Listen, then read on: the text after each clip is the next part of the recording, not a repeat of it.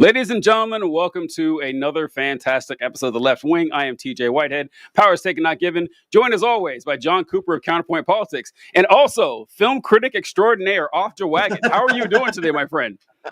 I'm doing great. Yeah, I'm doing excellent. Film critic, though. It's not something anybody's ever accused me of being. Well, it's official now. We can't take it back. Once you've been knighted as a film director or a critic, it's there for good. We were just discussing backstage the film Sinners that John and I reviewed last week. And Off the Wagon and I were discussing what we knew about the film before we watched it, which wasn't a lot.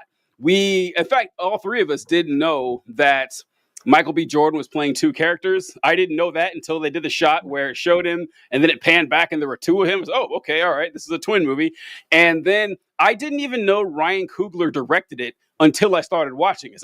This is a Ryan Coogler film. I didn't realize that. And so, yeah, that was fascinating. And what would you give it as an overall score on this? So you actually had a letter grade, but tell the folks what you thought about it, Joe Wagon.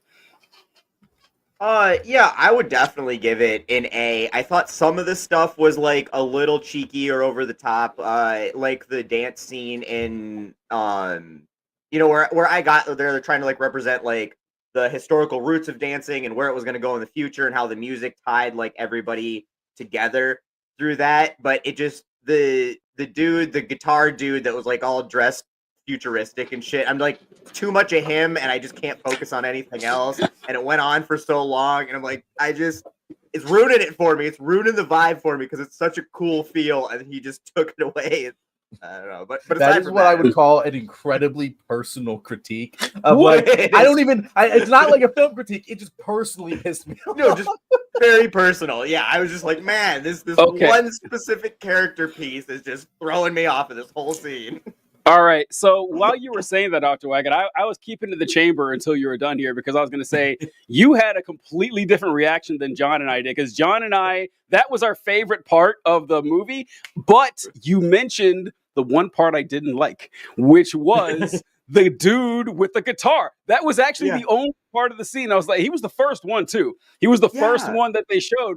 Which confused. I was like, "Whoa, wait, what's going on here?" I said, "Oh, I see what they're doing here." But he was my least favorite of the past and future cameos, so I can't fault you for that because I thought he was out of place too. One piece out, I would have would have been honestly probably my favorite scene of the movie too. And like that one dude just rooting, and they spent so much time. They did, and I'm just like, I can't and get over it. What bothered me the most was that person supposed to be like? What era is he from? Is he from the 80s or 70s, or is he from the future?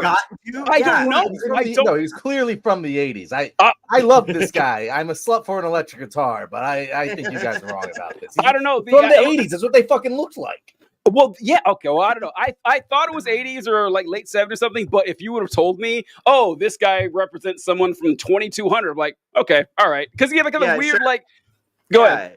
Why didn't they just go with Slash? If you wanted an 80s black guitar player, Slash, like you just let Slash. Just put a dude a top hat and a fucking coat, just shredding on the guitar, and there you go. You've got your 80s representation. I would have been fine with that.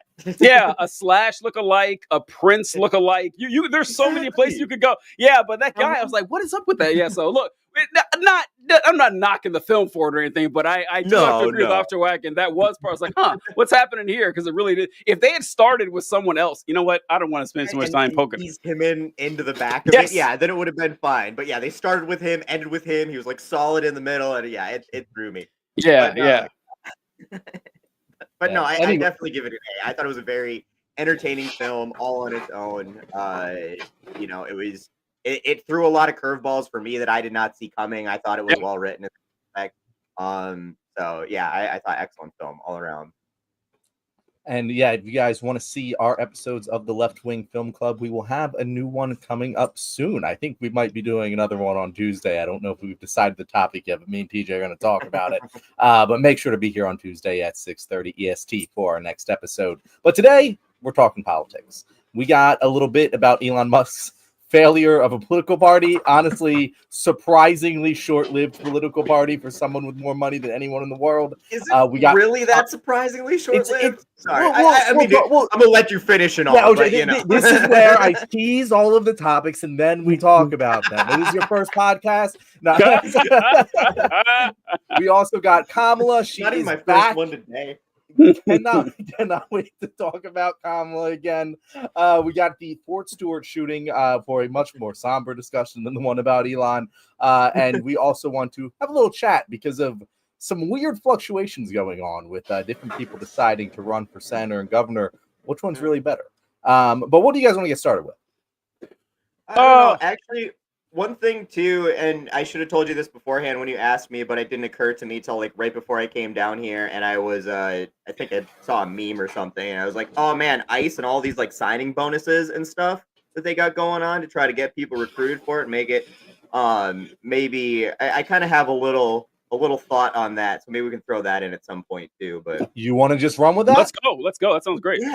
Yeah, sure. So apparently you get like a $50,000 signing bonus to get on, like to go join ICE right now, which is insane. And then they're offering like student debt forgiveness on top of this.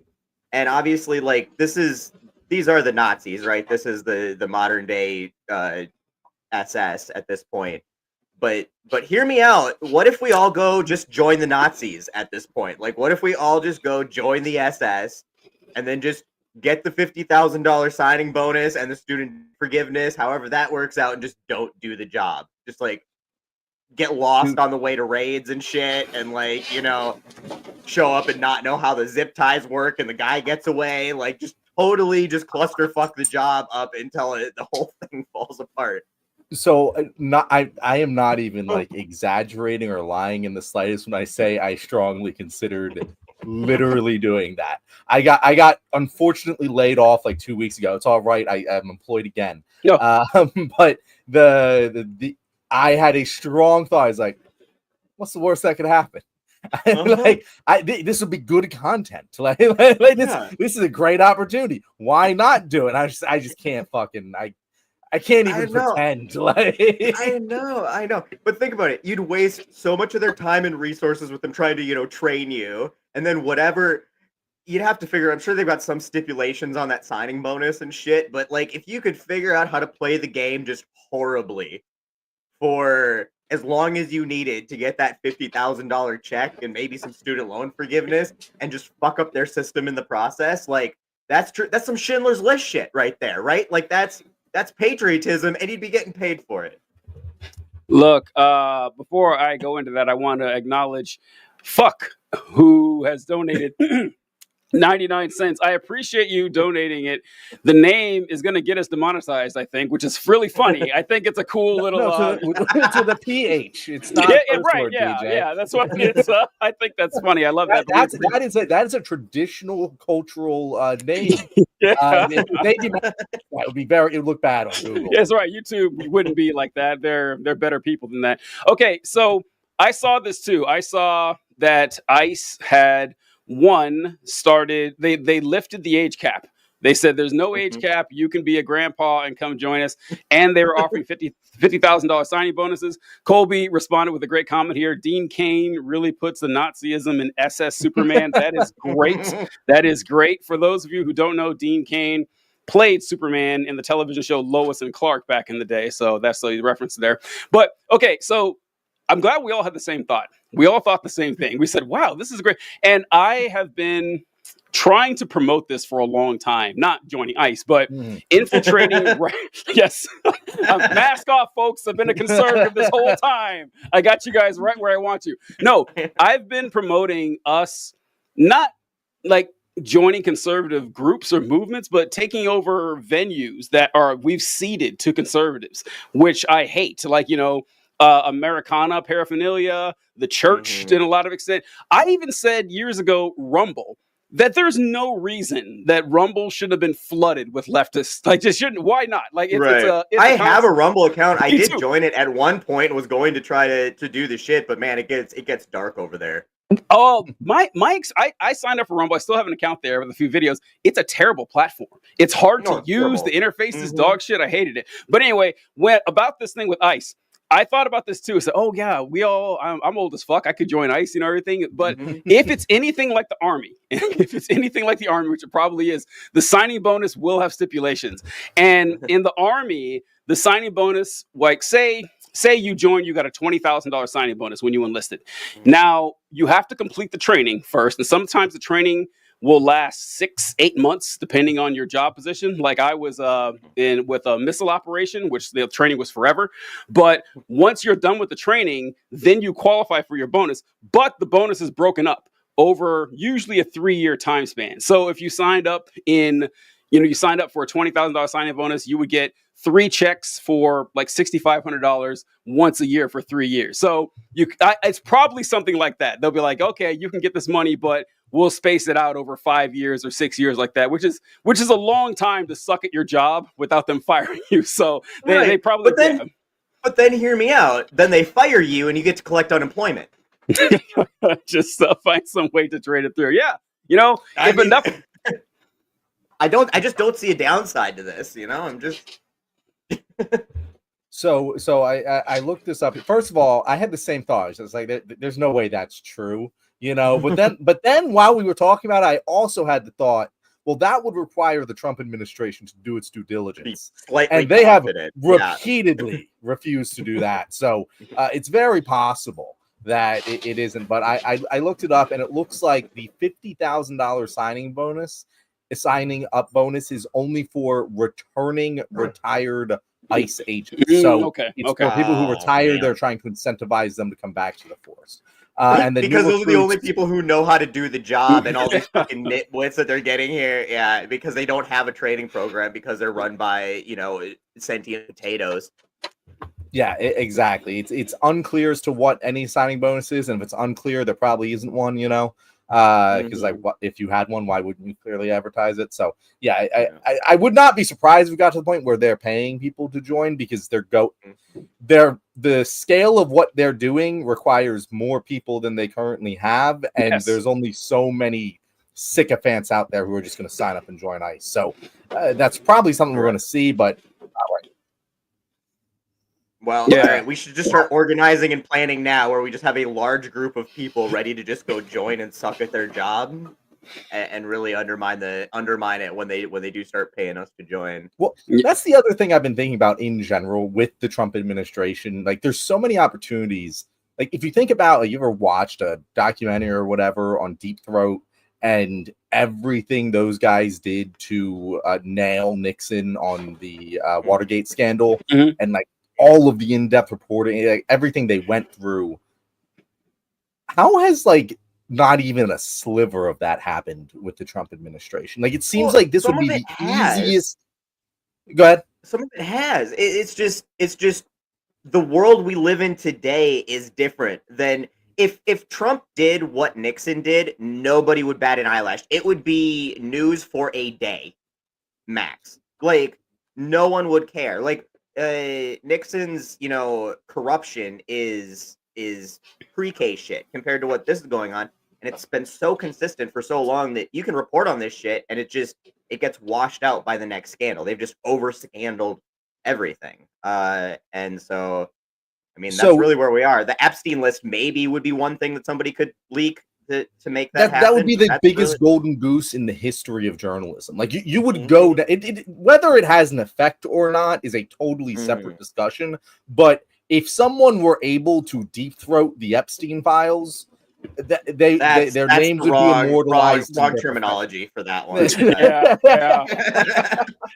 I wish I'd done it on purpose. But that would be the golden goose, right? Like, you would, and maybe people are working on it, so like that might require a little bit more. But even just sending some investigative reporters to go undercover with ICE, like, the amount of shit you can get, it wouldn't fucking matter. I agree with you on that. Right. But it would get clicks, it would get views, it would get respect. It would tell a story for sure. It would tell a story. And I'm surprised you don't see more. It would be so easy to Sacha Baron Cohen every one of these motherfuckers.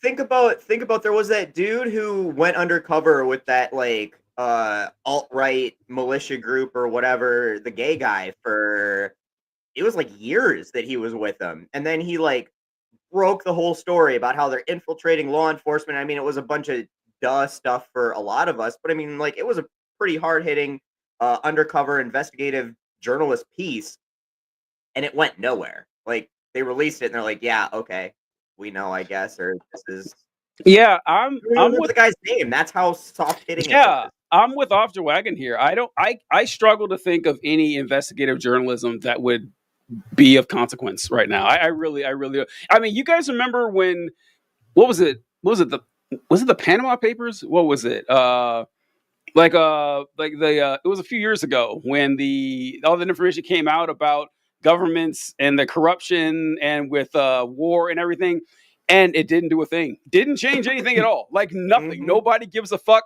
And like with Epstein, like we've talked about this before, John and I, but I'm of the opinion that if the Epstein files came out and it's like, oh yeah, Trump was on there and he definitely did X, Y, and Z and all these crimes, half the country would just straight up not believe it. Say, nope, that was AI, that was BS, that was Biden tampering.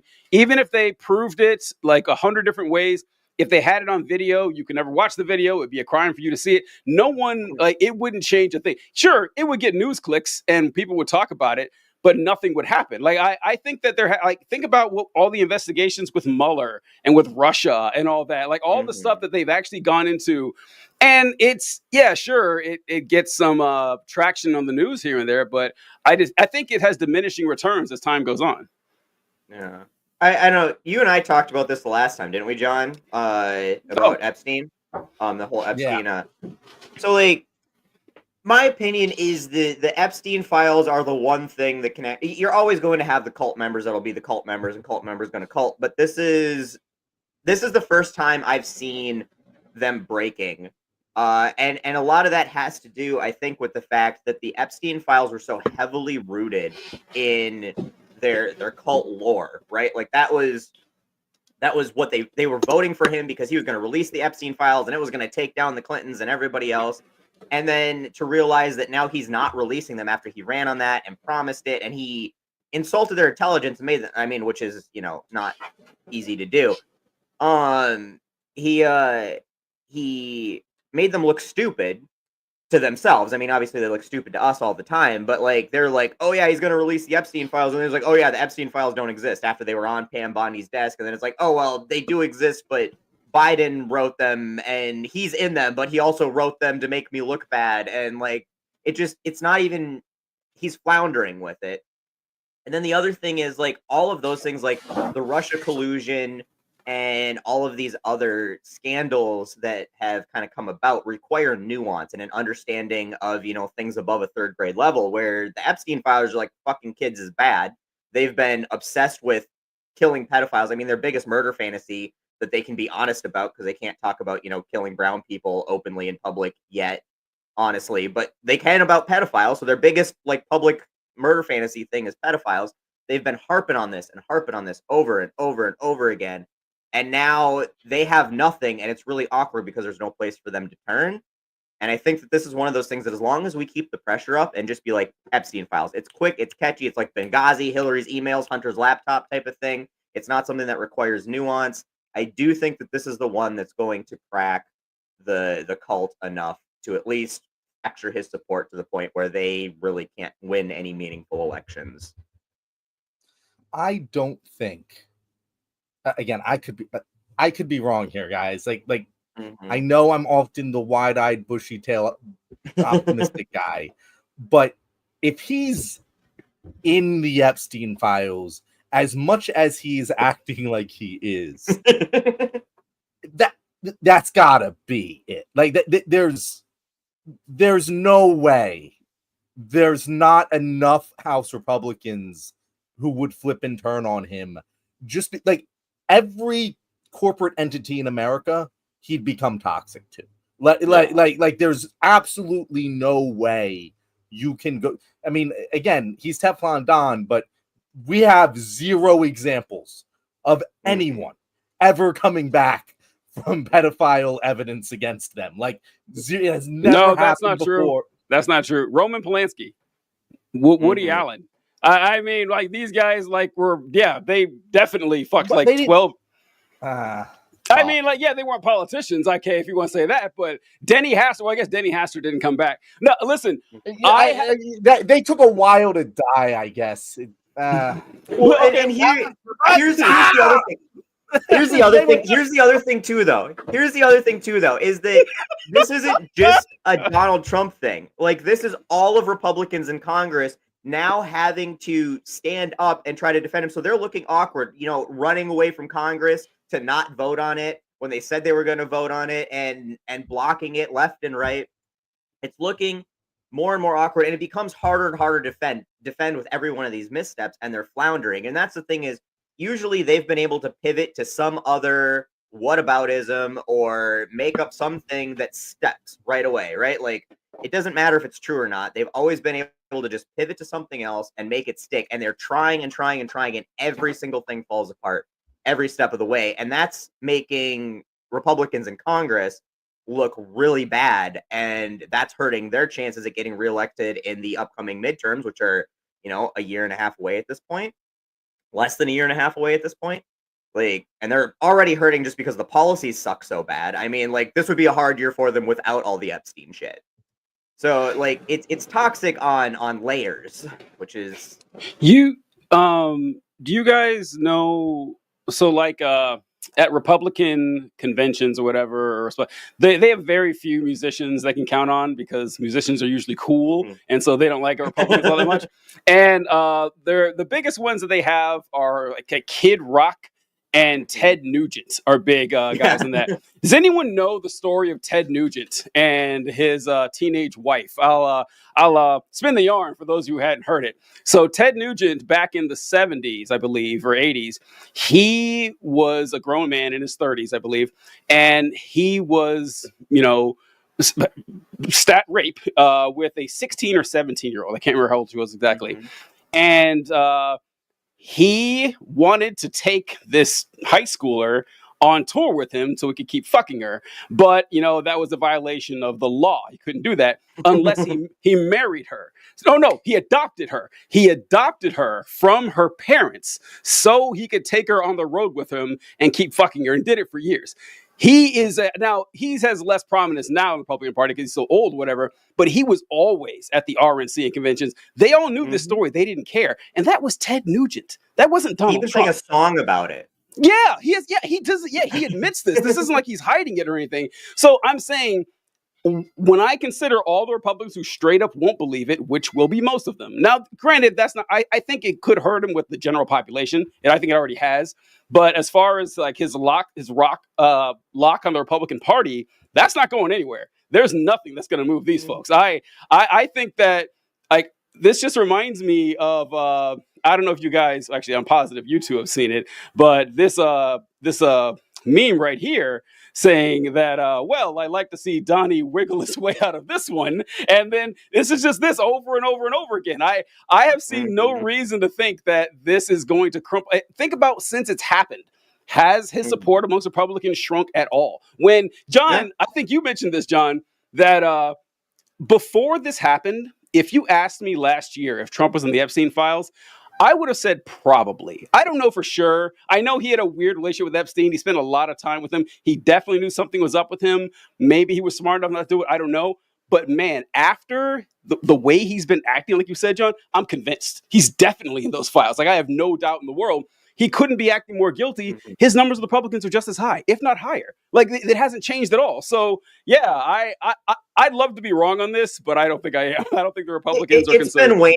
And here's the thing: is I don't think Republicans have quite submitted to the fact that he's in them yet, because we still have some plausible deniability that it hasn't been released. But they are pissed that he's not releasing them, and because that's, again, what he ran on. They were obsessed with the Epstein files, and he was like, "I'm going to release them," and then it's on Pam Bondi's desk, and he kept kicking the can, and he's like, "JFK files," and they're like, "Okay, yeah, cool, but what about the Epstein files?"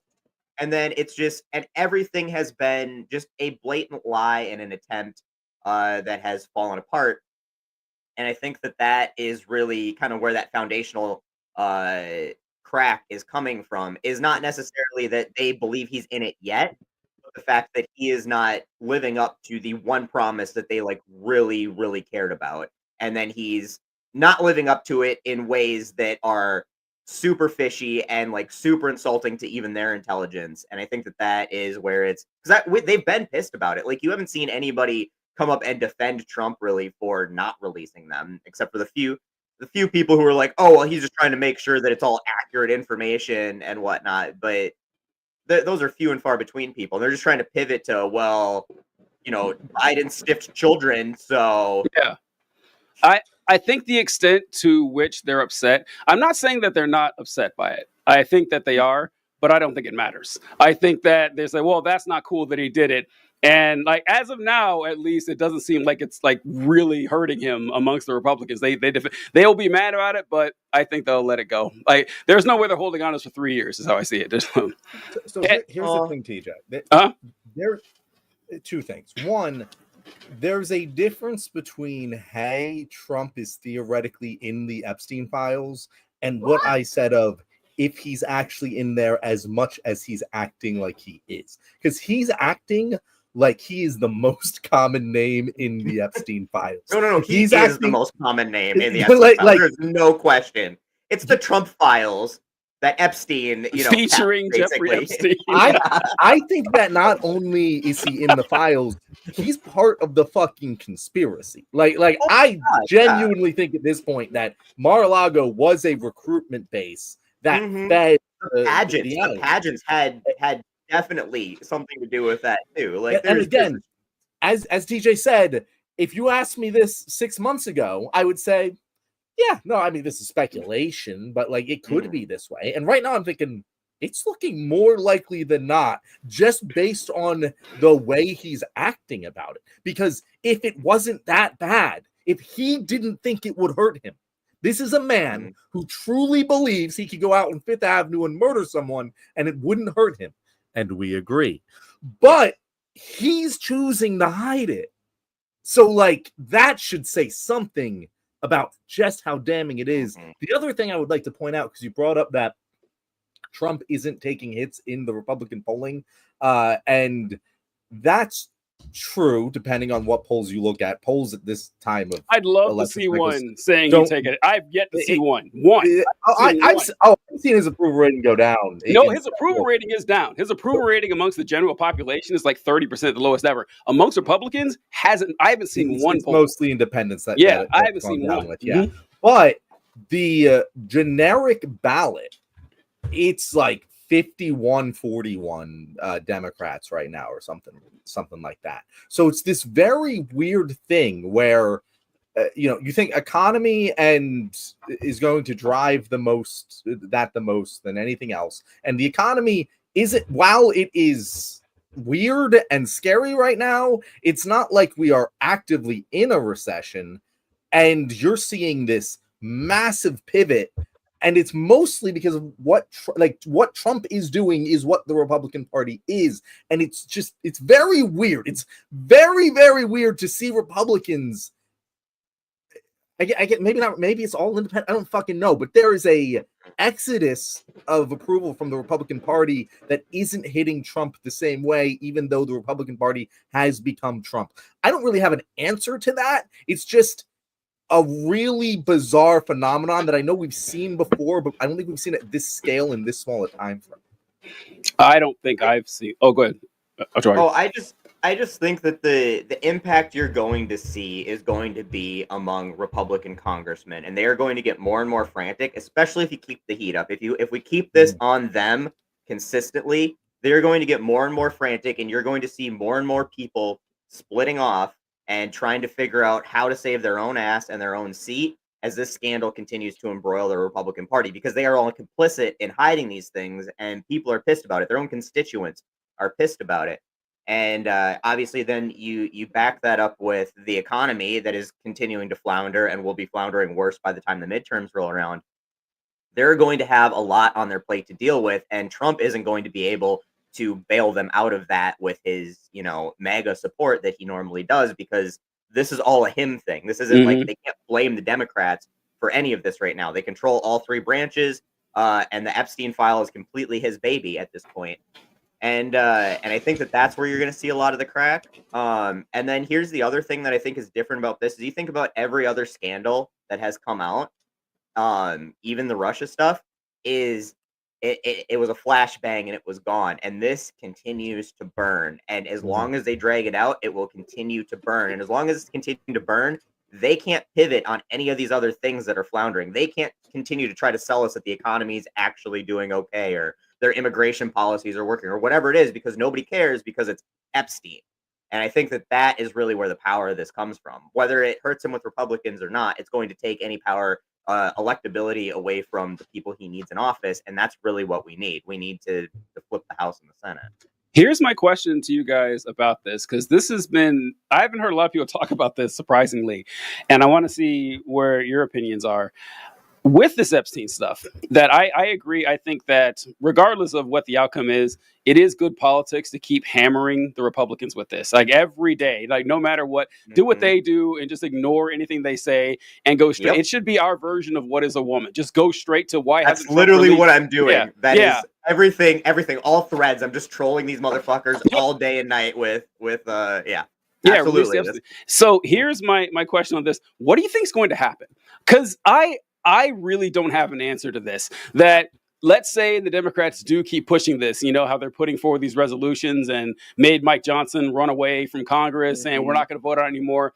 And let's say they're successful and they somehow bully this through. Like say the Democrats do win the House in, 2026 or the Senate or whatever like that. And they push forward this, like, hey, we're going to release the real Epstein files this time. What do you think is going to happen? Like what do you expect these to ever come out?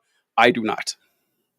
It'd be kind of cowardly to ask you before answering. So that's why my answer, I don't think they're actually coming out. So what do you guys think? I think that they almost have to at this point. I think that if Democrats get enough control and power, well, you know what? I take that back because Democrats always find a way to fumble the football, and that would be the greatest way for them to do that is if they got power and could release the files and then didn't. But at this point, it's getting radioactive enough where I don't know how you could really get by with not releasing them at this point.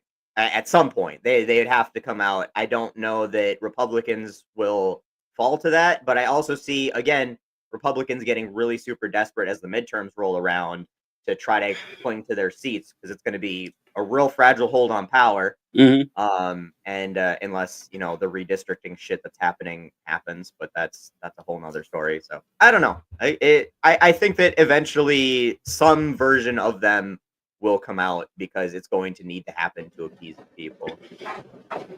Yeah, so it's really weird, TJ, because I kind of am operating under the assumption that they never will come out without a rational explanation for how we get there.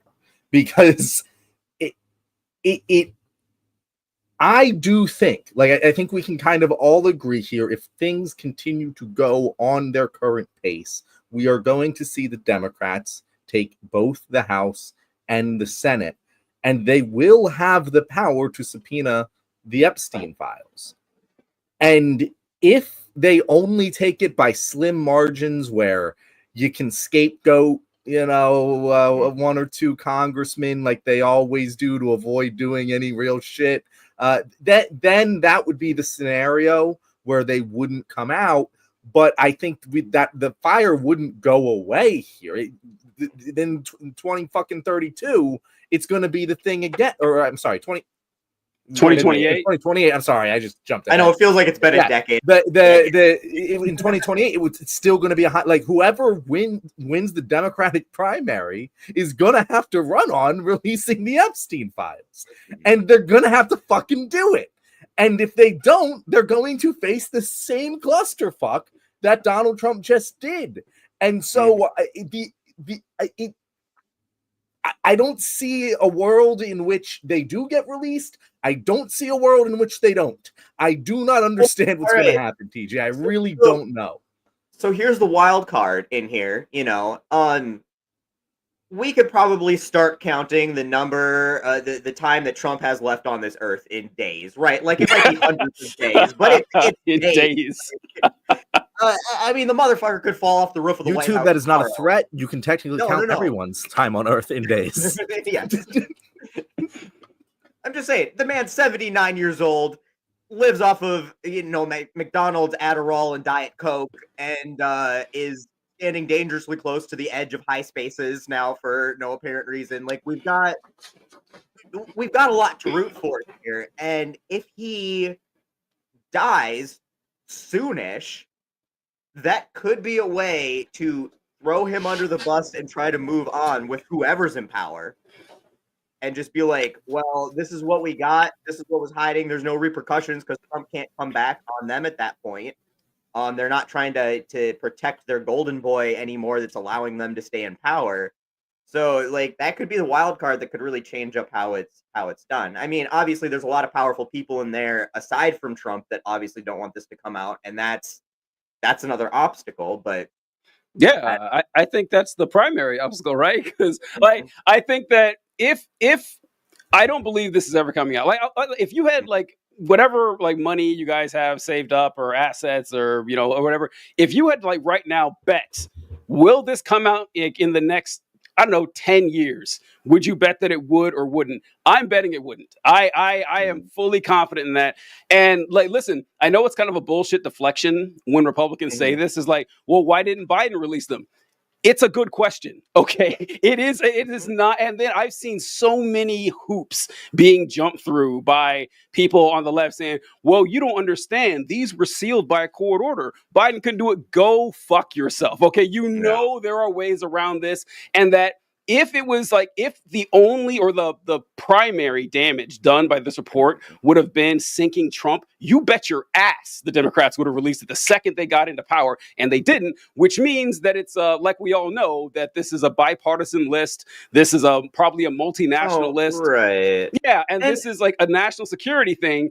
And they're like, no, we're not going to expose how we collect this info. We're also not going to take down people in both political parties or not just political parties, but people in finance, people in international, governments and stuff. They're not going to do that. It's never going to happen. And so I think, like John, you said that they're going to be forced to. No, they're not. Trump's not forced to. Trump is, I mean, sure, he's suffering a lot for it, but he is not going to release that list. And everybody knows it. The next Democrat that gets in isn't going to release it either. It would need to be someone who is okay with the actual Illuminati coming after them, like, which they will, right? They would be someone who's like, yeah, I don't care if I get killed over this, which that person would never run for office. Okay. So I don't know, maybe I'm black-pilled on this, but I don't think we're ever seeing that list. That is my opinion on this. Yeah. I mean, it's a fair point. Like I said, I think that there's enough, because it's not, I don't think it's just like, line sheet piece of paper with a bunch of names written down and, fuck 47 kids like, yes, exactly, like that.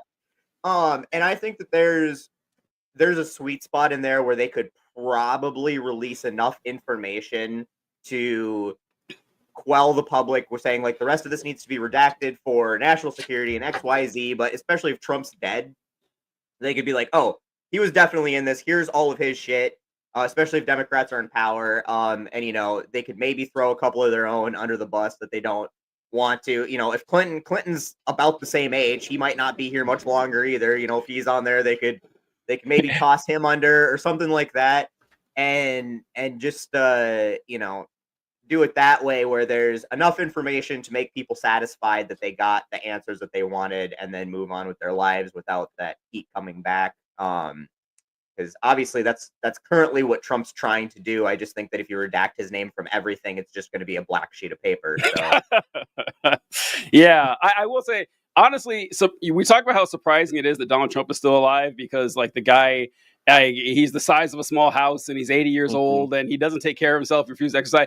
Honestly, more surprising, Bill Clinton is still alive. I thought Bill Clinton was going to die 10 years ago when I saw him. I was like, God damn, the guy looks like the Grim Reaper. But yeah, I guess I can see maybe like that would be the smart thing to do, because you release people and you find some sort of, you got to shoot a hostage. You're like, okay, we have some low ranking politician or CEO. We can toss him under, but he might know stuff, and he might not be as willing to cooperate as Ghislaine Maxwell. And so he rats people out. throwing dead people under the bus would be a way out of this. That, oh, there were only 2 clients. It was Bill Clinton and Donald Trump the whole time. They died 5 years and ago. this went on a long time, so you could find a bunch of dead people to throw under the bus. You could find, there's definitely people you could find on that. And I'm sure if they did the work, they could come up with something that would just be like enough of an appetizer to quench everybody's hunger on it, and then let it ride long enough. Well, we're working on other stuff we can release, but because that would be the way to do it. Is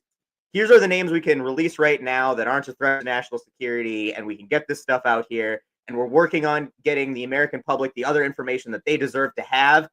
We just need to make sure that we're doing it with the best interest of national security in mind. So that'll be coming in the future, and then the future just never comes. But people are like, okay, we're good with that. Because that's kind of what happened the last time, right? Like the Maxwell trial happened in 2016 or 2015 or whatever. We had all this information. There was a bunch of heat about it. It's like, this is still an ongoing investigation. Yeah. And so like, we got to wait before we can release more information. They gave us just a little bit of information from the trial. And then it's like, people kind of forgot about it until Trump's like, yeah, we're doing the Epstein thing because that's how he was going to win the election.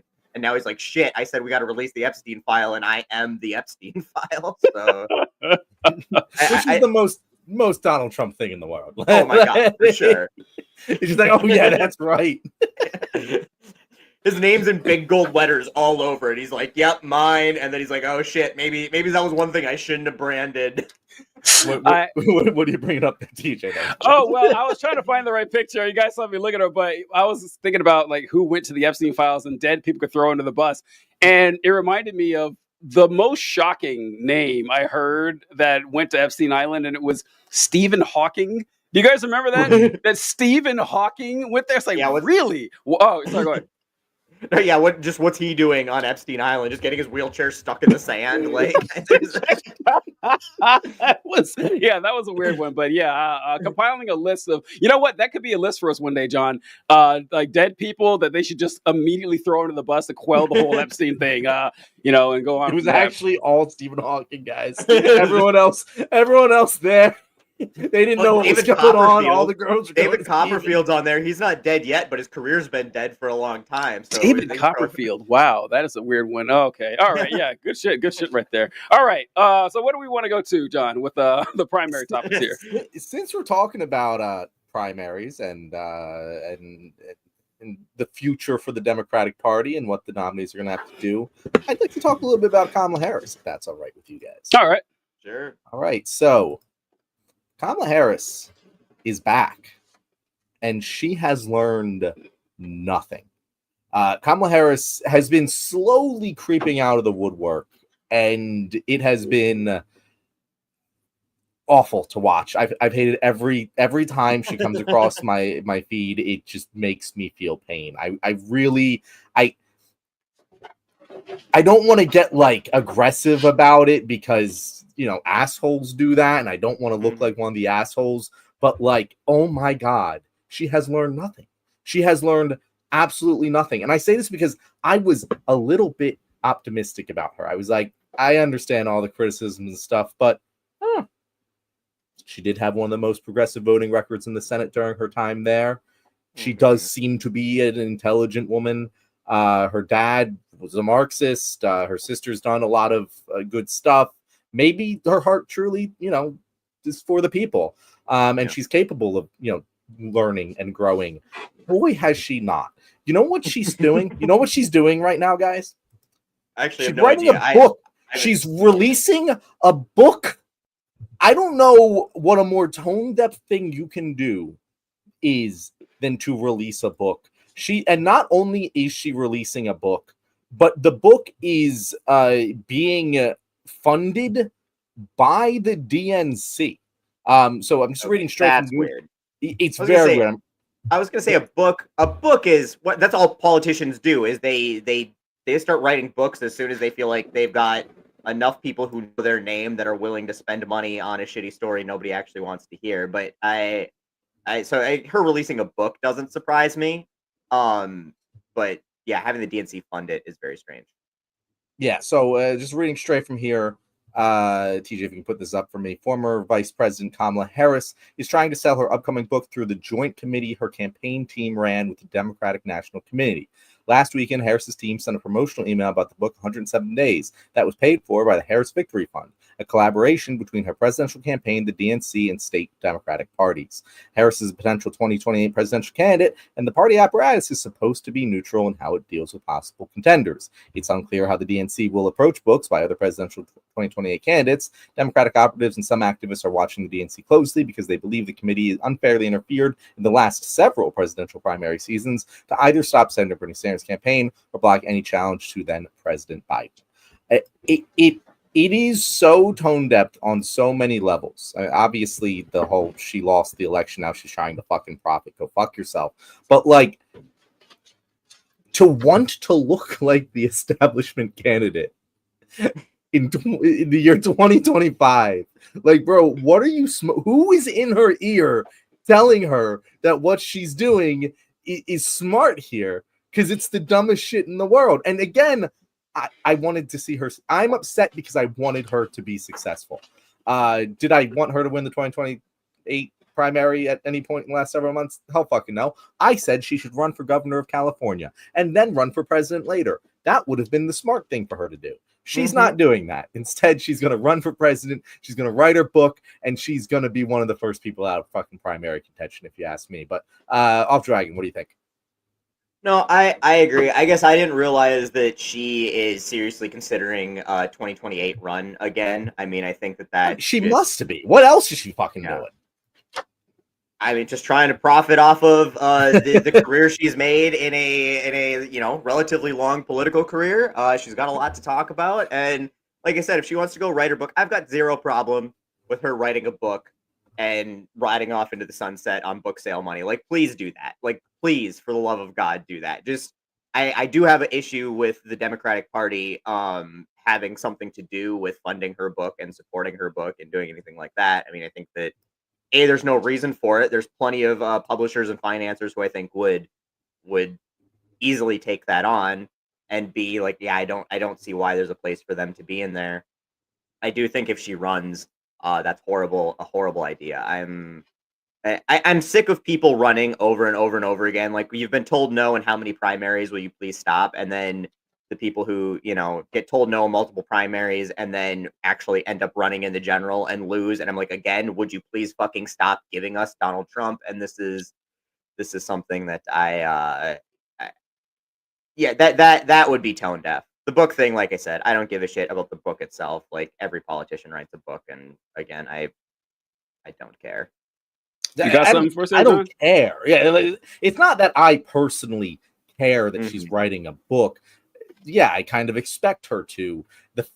My problem is that I expect her to, and that's why she shouldn't be writing the book. Like it's just like I'm just like, I wish you would have learned something here, Kamala. Like a Kamala Harris who learned the lessons of her campaign and changed could have been a valuable force in the Democratic Party, and that's just not going to happen. She's going the route that every fucking failed politician has gone down, and it's just sad to see. Is it going to keep me up at night?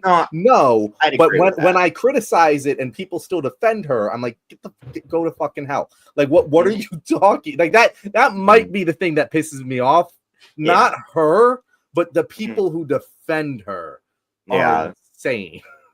John, didn't we mention bringing personal vendetta into criticism and evaluations earlier with the film? Didn't we talk about that? Wait, what do you got pulled up here? That's film criticism. That's totally different. Shit. Totally this is different. This is real shit. Yes, this is. What do you got pulled up here for us, John? I want to hear what you had to say first. Okay. This is her on the Colbert Show the other day. So I was going to play that clip as well. But that's a kind of but separate things. So I want to hear your thoughts first. Okay, yeah. So when John sent, I don't know if he sent you the same thing off your wagon, but he sent a list of the topics and everything. And In the text, John, you wrote Kamala has nothing. Like, Yeah, that's you what I forgot was to like. put a mark. Oh, I was like, what does that interesting. mean? I Yeah, was like, that's just oh a my. common John typo. I was like, what happened here? And then the article was to a news outlet I needed a subscription for, so I didn't read it. And so I didn't know. I was interested to know what this was about. I wasn't sure. But I hadn't heard any of this. Yeah. Well, I knew she wasn't going to run for governor of California, which kind of surprised me, which did make me think that, well, okay, maybe she's running for president. But I don't know what her plan is. Honestly, if I were Kamala Harris, I think I'd just be done with politics. But then again, I'm not. So, these people are different breeds and everything. But my first question I wrote down when you brought this news to me, John, is who is buying and reading books? Who is doing this? And I know it's funny coming from me. I got it. Like TJ doesn't read. I understand. But honestly, who is the market for this? How many people out there are like, wow, man, I clearly can't wait to read that new John Sununu book, or James Carville, or like, I don't know who's actually doing this. I can't believe it's a lucrative market, that there are enough people out there to justify making this a profitable venture. I just don't understand, because what is the book about? I think I wrote that too. Like, this is about her campaign, right? Yeah. And it's like 107 days. What? That's a book worthy topic that I really wanted. Like, oh, I can't wait to dive into this for days on end, reading the details about the Harris campaign. I also have to say, I think it's pretty ballsy that you have the Harris Victory Fund and it's still named that.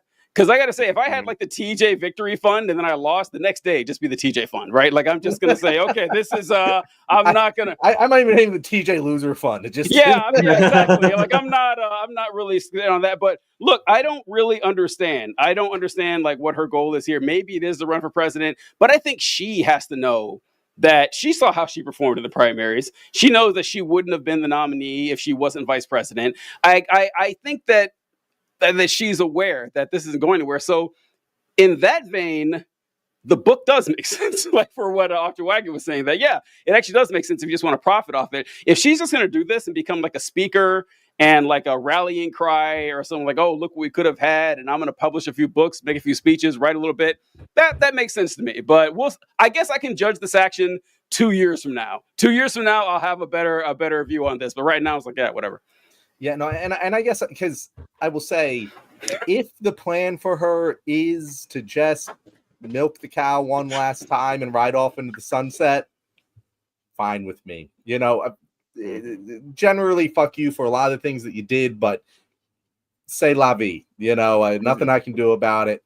I'm not going to lose too much sleep over it. But my thing is, that's not what she's going to do. We all know that's not what she's going to do. These people can't fucking stay out of politics. There's no fucking way. She's going to be running again in 2028. She would have said, like, if she truly didn't want to run again in 2028, she would have said she's not running again in 2028. Like, that would have been it. She would have said, I'm done with this shit. I'm out. Because that was so fucks. But it might not, because if you're keeping people paying attention to you, because right now her only relevance is the fact that she may run again in 2028. Otherwise, she's old news, right? Like, nobody's going to pay attention to her. So keeping that on the hook, even to sell more books, may be the go. I don't know. Well, maybe she'll run. I mean, I want to play this clip with the presupposition that she is running again, because I think that, like, if we're like, if she's not running again, it's all kind of boring. Like, you're right, it doesn't fucking matter. But yeah, this is her on Colbert. Months. Yeah. How long before you turned on the news again? Months. Yeah. Months. I'm just not into self-mutilation, and I just lots of cooking shows. Oh, good. Lots of cooking shows. British Bake Off and stuff like that. The Kitchen is one of my favorites. Oh, amazing. Yeah, sure. Yeah. Yeah. Ooh. That was awkward. Yikes! That was rough. Yeah. Even when Stephen Colbert was like, that was rough. I mean, yikes. Obviously, in the context of whatever came after that, and maybe it got picked back up, that was definitely an awkward moment. Why did you guys think it was rough? Well, I thought it was rough because these late night shows, these late night interviews, they're like semi-scripted. they're not like the host doesn't surprise the guests with the questions. That'd be rather rude. People don't come to your show if they're getting ambushed. So she knew the question was coming, and her answer was still kind of stilted. And it was months. I'm not into self-humiliation or self-mutilation or something like that. And a lot of cooking shows, like the answer didn't seem prepared when I know that it was. That's why it seemed painful for me that you think she'd have like a funny quip or something like that, or something ready to go, like self-deprecating, but still entertaining and enjoyable or something like that. But yeah, that's why I thought it was odd, because it didn't seem like it was a prepared answer. What about you, Off Dragon? Yeah, I'd agree. I also felt like the cooking shows and then the being in the kitchen like comment, like it landed weird, as this is a failed female president, and so like now she's going back to the kitchen just seemed like a very awkward phrasing of a statement to me, and I'm sure I'm reading into it way too much, but it was just a weird thing to land on for me, like cooking shows and cooking. Yeah. And it's easy to Monday morning quarterback absolutely the response, because like I was trying to think what I would say in that situation, and I would respond with something like, "Hey, have you watched the news since you lost?" It's like, "Well, don't you know, Steve, the news is all fake," or something. But that's me. Like that doesn't that doesn't work for everybody. So it's hard to say what a good answer and a bad answer would be. But it's like pornography. You know it when you see it. Like, oh, that's a bad answer. Like I may not be able to describe it, but I can tell you that's not good. What do you think, John? Here's my thing, and it's probably my most repeated refrain on this show recently. You can't call Donald Trump a fascist and then act like he's not a fascist. Yeah. Kamala Harris herself, again, I'm not expecting her to act in a way that she doesn't believe in. She said Donald J. Trump is a fascist. She watched Donald J. Trump walk into office and watched a person she believes is a fascist take power over the Oval Office and the entire free world. And her response to that, as someone who positioned herself as the champion, our number one champion fighting fascism, was, I'm going to turn off the news and put on a cooking show. Yeah. Personally, I have had many times where I forced myself to turn off the news for my own mental health because it's just crushing me. And then I get back on the next day or 2 days later and get right back at it. And I do this shit part-time. I do this shit for basically free. I don't actually have much of an ability to make change or fight or do anything. And yet I still feel this need to do what I fucking can because I believe Donald Trump is a fascist. Well, and I think... Oh, go ahead. There's just no way to defend it. Either she didn't ever believe Donald Trump was a fascist and just lied about that in order to win, which is pretty fucking shitty to do. Or B, she does believe Donald Trump is a fascist, but just doesn't care all that much about all of the damage it's going to cause other people because she's rich and powerful and will be perfectly fine. Even though that's kind of not what the fascists typically do, Kamala, to their opponents. But that clip rubbed me the wrong way, more so than the book things. The book thing was just like, yeah, fuck you. But like this clip, like that response, just like, what the fuck are you doing? You want to be the leader of the fight against fascism, and you're not even fucking watching the news. Well, and I think too that kind of speaks to a lot of the frustrations that people who vote Democrat have had with the party. Is like, we're expecting some fight, and they're off watching cooking shows, metaphorically, but that's the way that, or literally in this case, but that's the way that it feels a lot of the time. It's like every time that they could do something, anything, they do nothing at all, and we've been frustrated with Chuck Schumer's strongly worded letters and shit like that for a very long time. And it feels more of that. And especially like right after the election, I think just to restore some faith in the party and get and the people that voted for her and get them ready for the next very long 4 years at a minimum, some like, I want recounts. I want, like, even if you knew it wasn't going to go anywhere, something that show that you were not just like taking this laying down. And so that was the admission of just taking it laying down is what it felt like, I think, is kind of conveyed in that statement. Because yeah, I mean, everybody was like, why aren't they calling for recounts in these really close states? Like, why aren't we looking into some of these irregularities where, polling stations didn't stay open, or ballots didn't get mailed out when they were supposed to, or whatever it was? Like, why is there this ballot roll off that doesn't make sense from, the bottom up rather than the top down like it normally is? Like, why are Democrats outperforming Kamala in every single category? Like, can we look into these and see if there was some sort of glitch or something? And there was nothing. And like I said, it would have all been hollow. I don't think it would have changed anything, but it would have given that leadership needs to lead, and that would have been the lead of, we've got a long fight ahead of us, and this is how we're starting that fight, So about that, I just had this thought just now. I don't know if anyone else has considered this, because we were talking about a lot of the actions. Like, when you're a party out of power, almost everything you do is completely performative. And we understand that, but there's good performances and there's bad ones. We want to thank our boy George Soros once again for helping out to poison the minds of America's youths. Practicing finally got that George Soros check, man. Thank Yes, you. yeah. Practicing gratitude would take you far, John. Yes, listen, John, you've heard from the overlord himself. We need to be grateful and everything. But here's what I've been wondering about the performance and stuff, because there's performance that galvanizes your base and performance that annoys your base. And like, I think examples like Cory Booker with his filibuster or whatever, I found annoying. A lot of people liked it. But I thought a better one was Al Green when he stood up during Trump's State of the Union speech and started shouting him down. They should have had a rolling count of politicians doing that. That once they kicked him out, another one stood up. That speech should have lasted 9 hours, because individual Democrats would not shut the fuck up and yell. That's what people want to see. So with that in mind, do you think it would have helped Kamala Harris if she would have rejected the ballots on January 6th? After the election, and she's like, no, actually, I think this is bullshit. And of course, she doesn't have that authority, Mike Pence said I can't actually do that.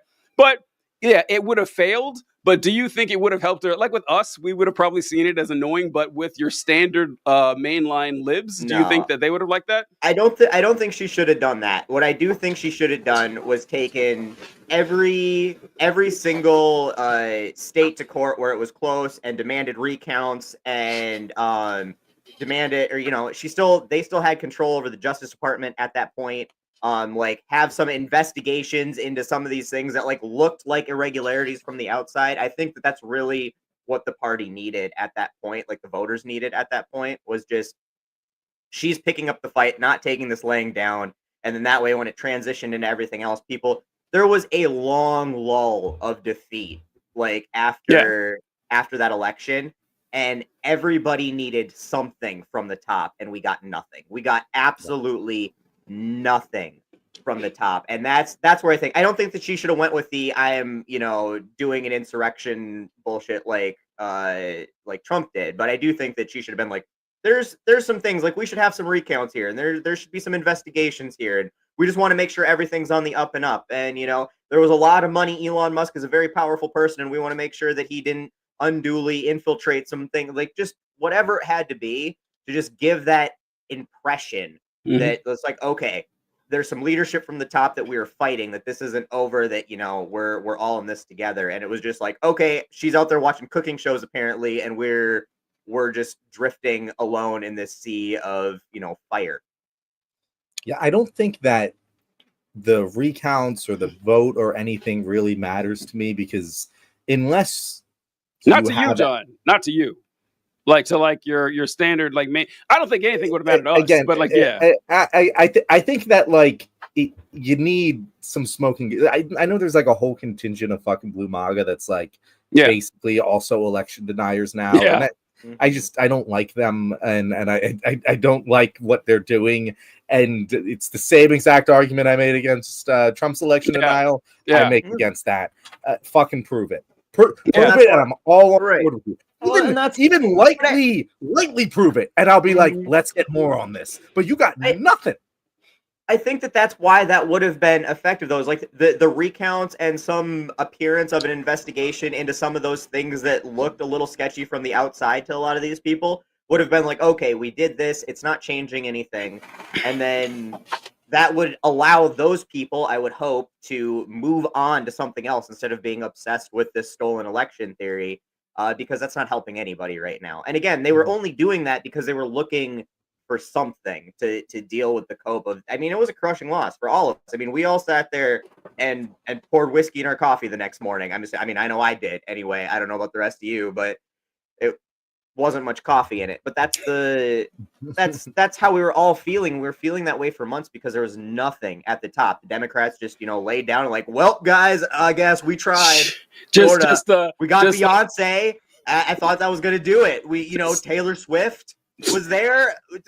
What else did you want us to do, guys? Yeah, just politely shake Trump and Vance's hands as they take the keys to power and everything. That's the thing for me, TJ. Like, that's the thing. It's you have to concede power peacefully, but you don't have to do it gracefully. Nope. Like you don't have to act like everything's normal. Again, if they're fascists, like you said they are, that's not what you wouldn't. If Hitler pulled up there, you wouldn't just be like, shake your hand, good game, sir. Good luck with the country. Even if you were given power over peacefully, which you probably should in that situation, but like still, I agree, you shouldn't just like choose the fucking country, but like you should be like, fuck you, I'm not showing up. What the fuck? Why would I ingratiate you, who is a fascist, to come and get this? Why is she? Michelle Obama had the fucking balls to not show up to the inauguration. Didn't go. Why the fuck are they there? And if they're like it's just one of them should have been there. It doesn't show that you're a fighter, and we need fighters. And this interview, it just shows she hasn't fucking learned that lesson. And as you said earlier, it's emblematic of the rest of the fucking Democratic leadership right now, and it's just upsetting. It is. It shows. And I want to be very clear that this criticism is of the entire deck, because I do feel like people get very defensive over Kamala Harris for good reason, in the sense that we've had two unsuccessful women candidacies for president now, and obviously there's a lot of problems with the candidacies or the campaigns that they ran. And there's still very clear misogyny in this country, and people will just never vote for a woman because of that. And that's kind of the balance that we've got to walk. And so I want to be clear that this is Kamala Harris as the head of the Democratic Party and representing how the Democratic Party acts as a whole. And we can apply all of these same things to Chuck Schumer. We can apply these things to Barack Obama at this point, showing up and being all chummy with Donald Trump on television, hanging out next to him and everything. I don't even remember what Carter's funeral. Yeah, Carter's funeral. Like that's that kind of shit. Like, what the fuck was he doing there? Acting like, oh, this is my best buddy here, and we're not enemies. We just play one on TV, is what it felt like. And it did. It really did. I don't ascribe to the, this is all a game, controlled opposition nonsense. Every now and then something happens which makes it really hard for me to defend my position there. It's like, okay, if Donald Trump really is who you've told us he is multiple times, you're not going to sit there cracking jokes with him, reminiscing about, yeah, sure, you're one of 4 or 5 people on the planet who've had this job. That's great. That's all very sentimental and very sweet. We don't give a fuck. If he's an actual danger to democracy and society, that should really bother you. But yeah, this thing with the handing over the keys to power like that is just so fucking annoying, because this is real for us. This is real. And it makes it look like it's not real for you. And I think it's perfectly reasonable. Yeah, this applies to all the other presidents, but at the time, Kamala Harris was the chief representative of the Democratic Party. She's going to take most of the fire. I mean, that's just how it is. But I had another point I was going to make there, but it's gone now, so I don't know. Sorry. One last point for me, because I don't know if Poot here is making a joke or not. But I posted that clip and criticized Kamala, but every time I criticize Kamala, I get this fucking line. She's a hardworking black woman and she doesn't owe you nothing, or some sort of variation of that statement. And I'm just like, what the fuck do you mean?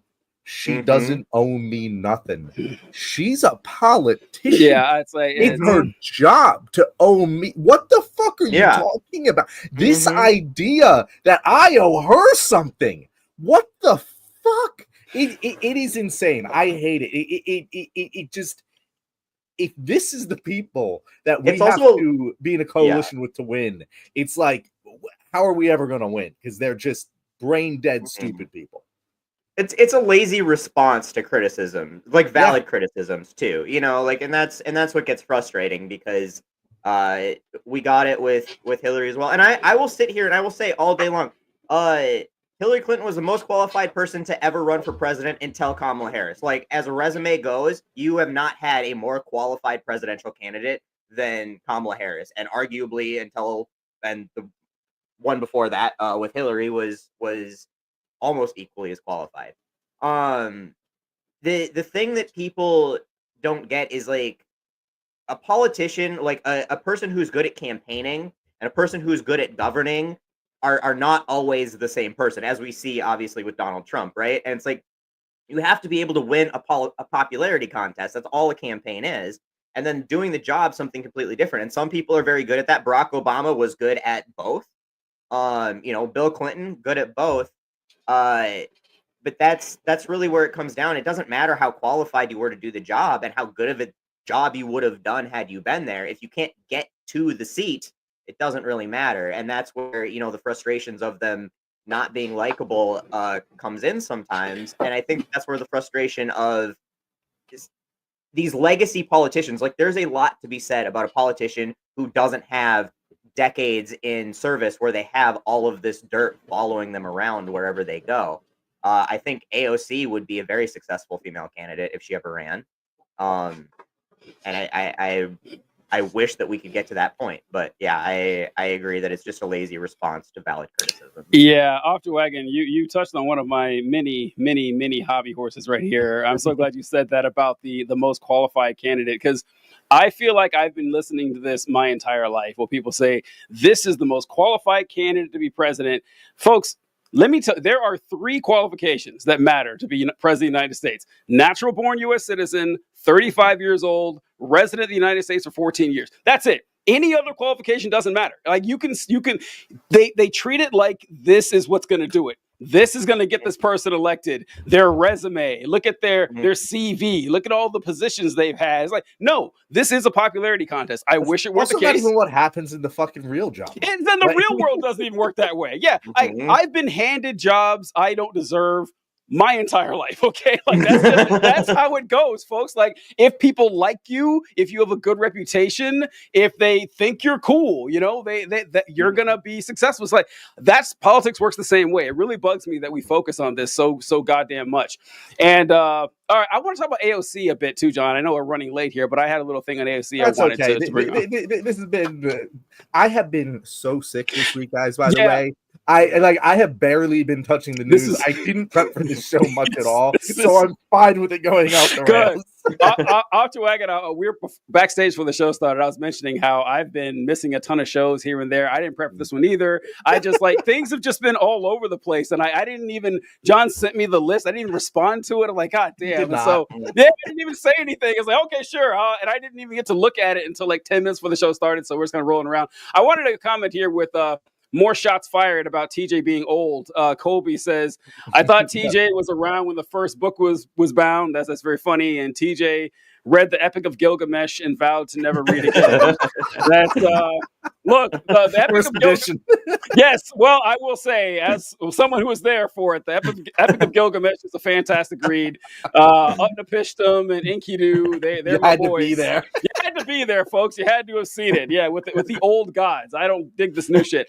Okay, so about AOC, I don't know if you guys saw that I confused him. Chris Cuomo, the news anchor, and his little spat with AOC on Twitter. Did you guys see anything about that?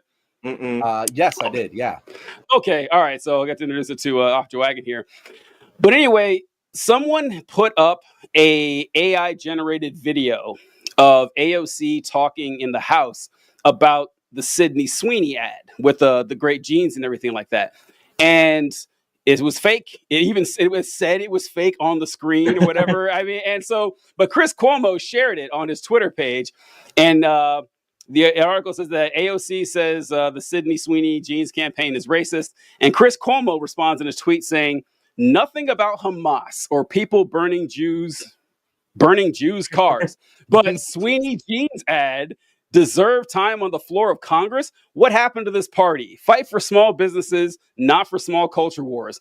And AOC responds saying, this is a deep fake, dude. Please use your critical thinking skills. At this point, you're just reposting Facebook memes and calling them journalism. Now, what's great about this is that Chris Cuomo responded and he wrote, where's it? Right here. It says, you are correct. This is funny. Like, he's talking to AOC, but he doesn't actually respond to her or mention her. He just says it. Hoping she'll run across it, saying, you are correct. That was a deep fake, but it really does sound like you. Thank you for correcting. But now to the central claim. Show me you calling on Hamas to surrender or addressing the bombing of a car in St. Louis belonging to the IDF American soldier. Dude. And that's very annoying and everything. But him saying that it actually did sound like AOC or something she would say really bugged me, because I'm about to play what that ad or what that video actually was. I never actually watched the video. I'm excited to see. Oh my God. Okay. This is what fooled a news anchor, like a legacy news anchor from one of America's most storied families, Chris Cuomo. He thought this shit was real, which does not bode well for our nation. Here we go. Sydney Sweeney looks like an Aryan goddess. And the American Eagle Jeans campaign is blatant Nazi propaganda. I mean, fuck. Watching that sultry little temptress squeeze into a Canadian tuxedo, 3 sizes too small, with her bouncy little fun bags on the screen staring at you, piercing through the core of your soul with those ocean blue eyes that could resurrect the Fuhrer from his grave in Argentina, is something that should alarm every American citizen. Because in America, beauty is not defined by whiteness. Oh no, it is defined by the number of victim groups of which you are a member. Skinny, attractive, blonde-haired, blue-eyed cisgender women descend from the slave daddy oppressors of this nation. And any man who cranks one out while thinking about a woman like this probably hates Black people, probably hates gay people, and they certainly hate the diversity of our great nation. So I say, instead of simping for the Sydneys, we should be celebrating the Shaniquas. Instead of worshiping the hot, straight blonde, what about the obese alphabet, people with blue hair? They need love too. And to all the haters who say companies that go woke, go broke, I'd rather be poor than a fucking Nazi. Well, gentlemen, it could have fooled me. I got to say, that sounds exactly like the AOC that I've seen over the last 5 or 6 years. And wait, who are we to judge Chris Cuomo for not being able to figure out that this was an obvious AI joke? I mean, it didn't sound robotic in any way either. And so, yeah, I don't know. Yeah, it's definitely the fluid way a normal human person talks. Yes. Oh my God. No, that wasn't even a deep fake. That was a kiddie pool fake. Yes. Calling it a deep fake is giving way too much. This is the way that I'm like, using AI to replicate other people is okay to me. It's way more morally permissible, at least I will say. Yeah. When it's so obviously fake and it's that genuinely was satire. It's satire, right? Yes. That was satire. That was 100% satire. However, if it's fooling Chris Cuomo, intrepid American journalist, maybe it didn't go too far. And like, Chris Cuomo is not 78 years old, right? Oh. Like, Chris Cuomo is not an old man. This should not. You know what? I don't believe that he actually watched it. I think what happened is he saw the headline and then just shared the headline without actually, which doesn't speak well for him as a journalist. It's I must say, not any that's better. Like, no matter what, it's not better. Yeah. And then the fact that he comes around and then it's like, it sounds like you though. That even if he didn't watch it, he tries to double down with saying it sounded like her. Is there's no excuse at that point. I mean, just sharing something based on a headline and being like, sorry, I read the headline. That sounds like something that you might say on the House floor, and I apologize for. He just should have said, oops, my bad, and just fucking deleted it. Yeah. Okay. All right. So I shared with you guys the clip. Wait, TJ, I got to say a few more things about that video first. First, I just have to say, I don't know, maybe you guys are different. I definitely, early in my internet commentary career, have done a similar move like that, where it's like, you totally fuck something up. You totally misquote someone. They didn't say the thing you're cute, whatever, and you're like, oh well, you're right. That was incorrect. But my main point still holds though, and I learned my lesson on that. It's one of the earlier lessons you learn in internet fighting because it makes you look really fucking bad. The fact that Chris Cuomo hasn't learned that lesson, I mean, probably not surprising given his. Let's be honest. The Cuomos skills, learning lessons from their previous mistakes is not something they seem to be. It's not a family trait. That was they don't have the good genes. Apparently, have they always been so incompetent? Or is this a recent? It seems like they both have gotten significantly worse in the last 5 years. Like the fucking RFK brainworms entered the house. Look, there is a conspiracy theory that I am working on that COVID has made everyone other than me significantly dumber as time has gone on. Because like if you'd asked me about Chris Cuomo or Andrew Cuomo back in the day, it's like, oh yeah,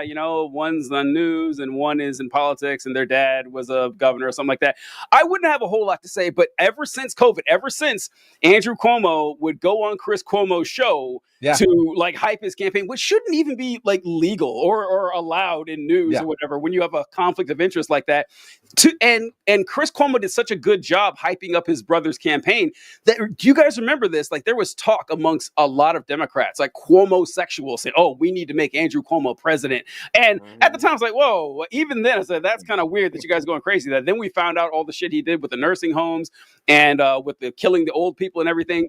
But like, John, you're right that there's no weaker move on the internet than saying, well, I was wrong, but my point still stands, and hiding behind it. It's like, even if it does, you just have to concede. You'll have another opportunity to fight that battle later. You fucked up. You gotta take the L on that one, Lee.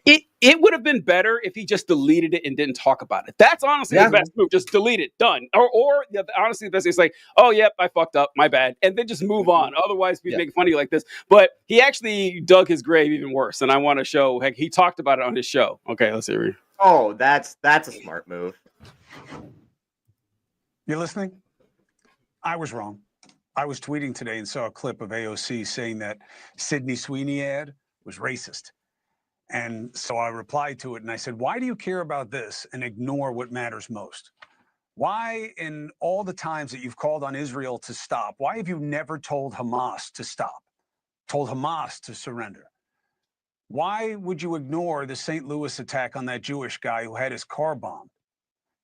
AOC tweeted back and said, dude, that's a deep fake, that Sydney Sweeney ad. You suck, in so many words. And she was right. They got me. AI. It was really good, and it did seem like something she would say, but it wasn't her. So I thanked AOC for correcting me. But I then reminded her, she ignored the part of the tweet that mattered, okay? Not Sweeney, which really should have never been a thing, let's be honest. Why did AOC, the most popular Democrat in the country, powerful, reportedly ignore what I asked about calling on Hamas to surrender to end the war they started? She has never said that I could find. Think about that. She also ignored my question about saying nothing about the American IDF soldier who returned home only to have his car firebombed in America by anti-Semites. Why? Why wouldn't you say anything about that? All right. I got a new conspiracy. Let's go. That is not Chris Cuomo. That is Tucker Carlson in a skin suit. I love this. I love it. He also does look weird. Like it's no. Tucker Carlson. Think about it, with the long stare into it, like he just said something super profound, and it's the dumbest fucking thing you've ever heard. Better than that, well, I was gonna say that. Yeah, he did have a mannerism, Tucker Carlson, but Tucker Carlson isn't that pro-Israel. Tucker Carlson would never be in that lane. Unfortunately, it's like the one thing that he stumbled. Tucker Carlson would be in any lane he's paid to be in. Yeah.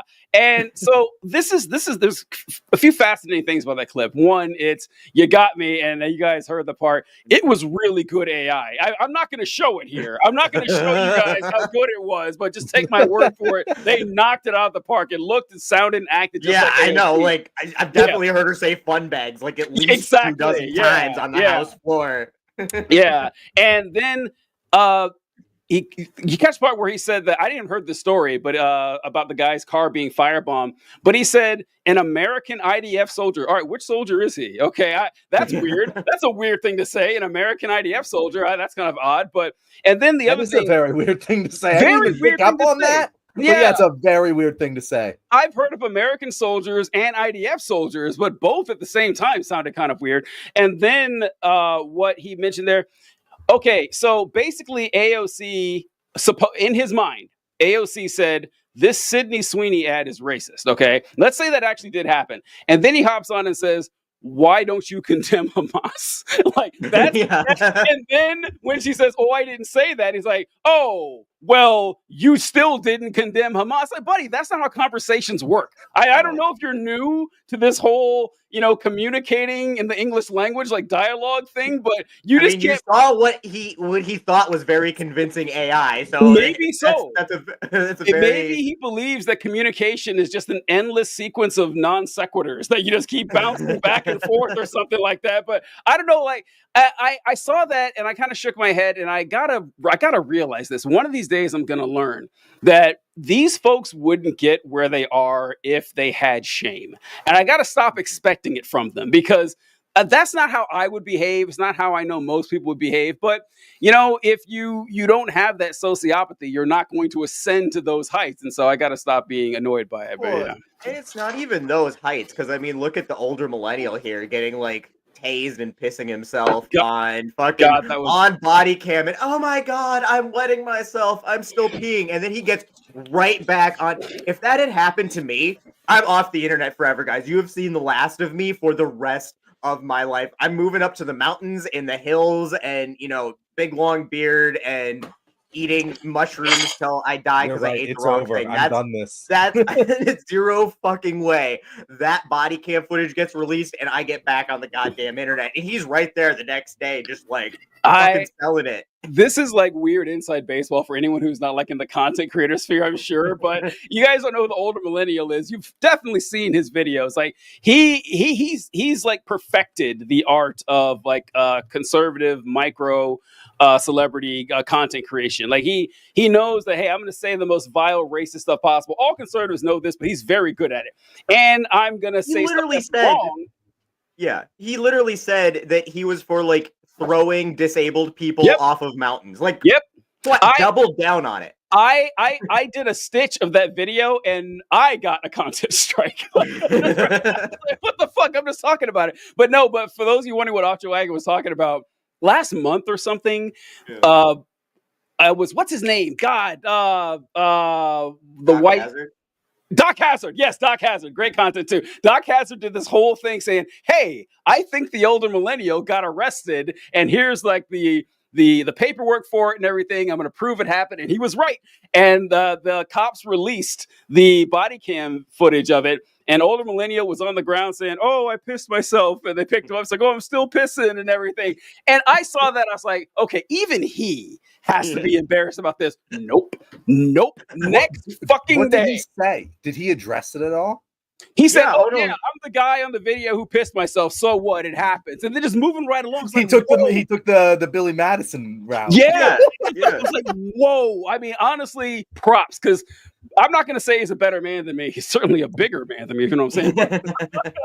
He's I wouldn't have that. So one time, this is a little self-aggrandization from TJ. Far be it from me to do something like that. But one of the most successful videos I did, it was a video about the Kennedy brothers, Joseph Kennedy and John F. Kennedy. And I posted the video and it got an insane number of views in an hour. So I had 100,000 views in 1 hour. So I was like, whoa, damn. And I talked about these medals that they won. And I said that John F. Kennedy won a Navy Cross for his actions in World War II. And 2 hours later, someone commented and says, he didn't win a Navy Cross. And I said, what? Yes, he did. I looked it up. He didn't. I got the medal wrong. He won like the Navy Marine Cross. Folks, I deleted the video. And I spliced it again to change it to the right medal. Lost all the likes, lost all the views and everything. Video still did pretty well. But I was like, that's how embarrassed I was that I got a meaningless fact wrong that didn't change the narrative of the story at all. So yeah, if I piss myself on camera, I'm with Off Your Wagon. You guys will never hear from me again. My content will be nuked, gone.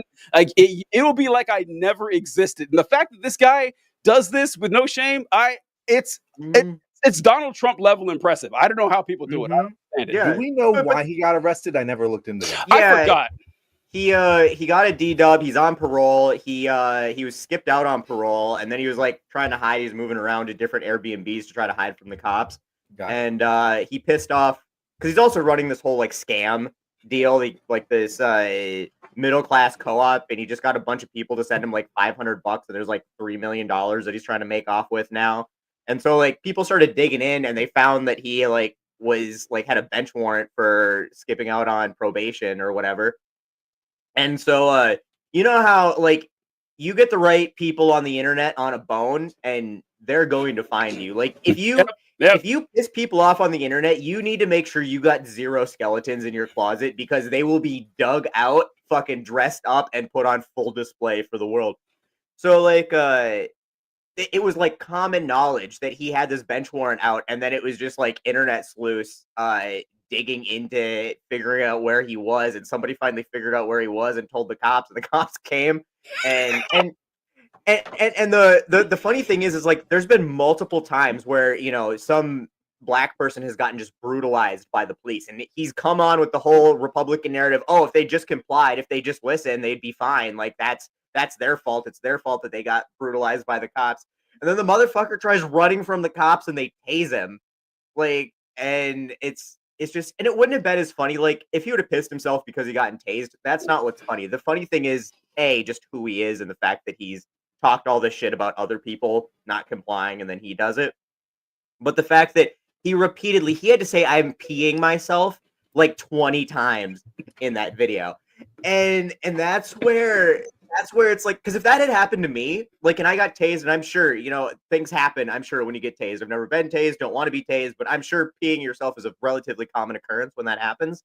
I wouldn't just keep repeating that I'm peeing myself after that. That's not information. I'd be volunteering to it. I'm like, yep, that's a thing that's going on with me, and they're going to know it, and I'm going to know it, but we're not going to talk about it. And it damn sure ain't going to be something that shows up on a body cam footage. Yeah, that is true. I will offer us a little advice here too, that should any of you find yourselves in a situation where you are arrested and you have to pee, wait until you're in the cop car.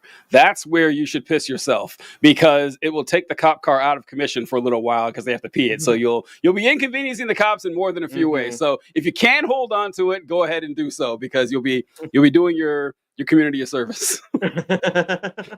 Did you have something there, John? I saw the clip. But I had the clip pulled up, and then I accidentally closed it. And oh, that's too bad. Yeah, but yeah. When that happened, I had heard about this before I saw the video, and I was gonna make a video making fun of him, saying that I heard he got tased. I didn't hear about the urination part, but I heard he got tased, and I was going to do a whole thing mentioning how he got tased in the balls, because I thought it's funnier to say they got tased in the balls. And then I saw the I'm pissing myself thing. I said, that's 100 times worse than anything I could make on this. And he still didn't care. So yeah, it was entertaining. The funny thing was, I did a video before the body cam footage came out. Like, we knew that he pissed himself. Like, I just made a video, and I'm like, this has been like the greatest gift to the internet, because like so many people right now, you've just made their day brighter by just picturing you flopping around on the ground, pissing yourself. And that was just a wild shot in the dark. I'm just like, this is what everybody's imagining. And then it comes out and I'm like, that's exactly what happened. I'm like Miss Cleo or some shit. I knew that this happened. But Miss Cleo, I thought I was the old guy. Miss Cleo, wow, that's the deep hole right there. Holy shit. Yeah, he's way older than you think he is. Miss Cleo. TJ, how old do you think he is? It's fucking real. I don't know. How old are you? Oh, how old am I? Yeah. How old do you think I am? Yeah. No, I'm not playing this game. No, because I get this game played on me, and I find it very annoying. Because here's what happens. When you have to ask someone, hey, guess how old this person is, that means the person is older than you think. So whatever number I'm thinking of, I'm like, okay, I got to go higher than that, but I don't want to go so high that it's insulting. So no, I'm not playing this game. How old are you? Fair enough. Fair enough. I mean, I wouldn't be insulted either way. I'd pretend that I was insulted for sure, but no, I'm 35. Okay, all right, that's about what. Okay, well now I can't prove it, but that's what I would have guessed or something like that. Okay. I thought he was in his 20s with me, so I did not expect him to be halfway through his 30s. But anyway, thank you guys for watching the show so far. This has been a little bit off the rails, and we appreciate you being here. Normative had wanted us to talk about Epstein and Trump. Normative. We play the tape back. Yeah, we talked about that earlier in the show. We'll probably mention it a few times, but we're not going to go back into it. But on future shows, we definitely will. So make sure to be here at 6:30 EST on Thursdays. We also release clips, and you'll be able to watch that video where we talk about Trump and Epstein on the YouTube channel for you to watch later. You can also go to the live section and just go back in the show. But up next, I kind of want to talk about the Fort Stewart shooting and political violence, if that's all right with you guys. I know it's a little bit of a bummer to close on, but something I definitely want to talk about because I feel like political violence is on the rise in a very concerning way. And I was looking this up and I couldn't find any statistics about, and we don't know what exactly this was yet. We don't know if this was just like a, Full Metal Jacket style, crazed, traumatized, whatever. The guy had never been deployed, so that doesn't seem incredibly likely, but whatever. The guy in Full Metal Jacket was never deployed either. That's true. So I don't know. But the point here is, there has. Oh God, I fucking missed an I in political. Damn, John. I also misspelled governor and changed it on one of them, and I forgot I had to change on all the rest too. Whatever. This is what happens when you make these like 5 minutes before hopping on the show. Anyway, what happens when you have like autocorrect for the past 20 years and we just all have become illiterate basically exactly, now. If our phone doesn't spell it correctly for us, I'm just like, fuck it. I used to be able to. I was like an incredible speller, and now I write like a 3-year-old now. I never have been, and so this is even worse. But the some point here, political violence. I don't know if this specific thing was an act of political violence. I would like to hear about kind of like what TJ's reaction to this was, kind of like how likely is it for something like this to happen on a military base? Like, how wild is it that he actually got 5 people? I would love to hear your take on that, but then would also like to talk about is the temperature getting hot in here? Because we've had a state representative shot and killed on the same day as an actual senator was attempted to be assassinated. Trump had 2 assassination attempts, maybe, on the campaign trail. They're fucking Luigi. Like, it seems to me, and it might not be total number wise, but the level of prevalence is just rising at a rate. None of them are connected. None of them have cohesive political. It's not like it's like one movement being violent or whatever. It just seems like violence is on the rise. So, TJ, question to you: with your experience as part of the U.S. military, how crazy is this story with the Fort Stewart shooting? And B, do you kind of agree with my assessment on violence in general? Take those in reverse order. I'll start with the violence in general. And yeah, I think we all feel the same way, that, like you said, the temperature is rising a lot here. And I say this all the time. I'm shocked there isn't more violence. I really am. I am shocked, given how much acrimony is not just with politics, but just with culture in general and everything. The fact that everyone's life gets a little bit worse every single day. I think after Wagon, you were talking about the economy and you were saying how it hasn't collapsed yet. It's still, you can still buy groceries. They're a little more expensive than you like, and gas is, high and stuff. But for the most part, you can still survive and everything. The jobs numbers aren't looking great, but it's not Great Depression era shit. It's coming, and everyone kind of knows it. Even the Republicans that are, juicing Trump every day, they know that this bubble is going to pop. Whether it's, just bad or it's catastrophic, they don't know.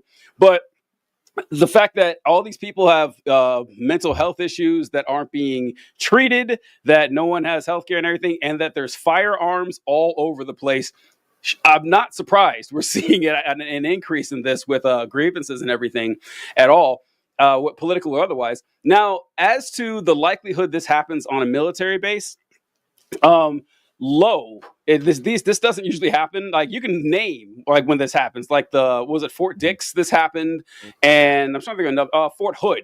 And those are the ones that I can think of. And these are people who talk about people with mental health issues. People in the United States military. Like you basically need one to get in. Why would you want to do this in the first place? But it's not likely to happen, but not for the reason that Republicans will tell you. Because what do they always say? The way you stop a bad guy with a gun is with a good guy with a gun. And, optimally or theoretically, ostensibly, that's what we're looking for. Ostensibly, the military bases are full of good guys with guns. The funny thing about that is, on military bases, unless you are like on guard duty, or you are at a firing range, you do not have a firearm. You just can't carry one around because it's your job to shoot people. If you're not training with it or actively working in a job that requires a firearm, that bitch is locked up. They're like, nope, you bring it on post, but you take it to your unit, they lock it, you sign it out when you use it, you sign it back in when you're done. And so most people, 99% of people on military bases, unarmed. The only people who are armed are the guards and the cops and people who are at the range. So, yeah, and which is really funny. I mean, funny is the wrong word, but ironic that if you read what happened from what we know, like John said, we don't have the motive or anything from this guy or anything, but he shot 5 soldiers and he was tackled by others. Like, he didn't even get shot. Like, he got overpowered physically by other soldiers and something like that. So, yeah, it's kind of uncommon for that to happen, but only because the military, ironically, has super strict gun control. And, first off, conservatives will say this a lot, that, we let 17-year-olds have firearms in the military. Why can't we have kids firearms out here? Which is a bullshit argument. Because, yeah, we give 17-year-olds firearms after weeks of training in which they are watched like a hawk by their sergeant. They are not allowed to move an inch without permission and approval and observation. Only then can they have it. And then when they can, it's locked up afterwards. So, yeah, it's a bullshit narrative that they try to spread here, which is why I don't think you've heard a lot of people talking about this. This is a mass shooting that, we have mass shooting fatigue, but it hasn't caught a lot of fire. I don't know about you, Dr. Wagon. Have you heard a lot from it? No, I hadn't really heard much about it at all. And yeah, I don't know. I guess, I mean, I was aware that there's not a huge prevalence of at least loaded guns floating around on a military base, Yeah. and that's part of why you don't see this very often. Also, I mean, I feel like they're usually pretty. There's always people around. I think it's hard to just sneak around with something, if you're bringing, because they assume he brought his own gun to this to do this, is what I heard. So, but even that seems like a difficult thing to like just walk onto a military base with a gun. But I guess I don't know. I wasn't in the military, so I can't speak on it. You could bring it on with the intention of having it locked in your unit's armory. You could do that, or you could sneak it on. Because like, as long as you have, like, he was a sergeant, he had his ID. Most of the time, you show your ID, they just let you on. There will be random checks every now and then, but it wouldn't be terribly difficult to sneak one on. Okay. But most people just won't because of the the risk involved. Most people aren't trying to shoot a bunch of people, so they don't even take the risk. Right. Yeah. Yeah. No, and I don't know. I think you're right too with just the overall condition of healthcare in our country, mental health care specifically, and then I think I would imagine that the disarray that our government is in, especially in the Department of Defense right now, trickles down all the way to the people on the bottom. And I can't imagine that it's a real pleasant job to have at the moment. Probably not a real pleasant job to have ever, but when you've got Whiskey Leaks up there at the top, just drunk driving the whole car, I gotta imagine that it's just hectic and chaotic all the way down to the bottom, and that's probably causing some people to have more undue stress than they normally would, and might cause a few more tweaks and cracks than you would get with a competently run military. It's wild how much just sorry, how much randomness just plays into things like that. Where like that, they're a little more stressed. That doesn't sound like a massive security threat, but like it is.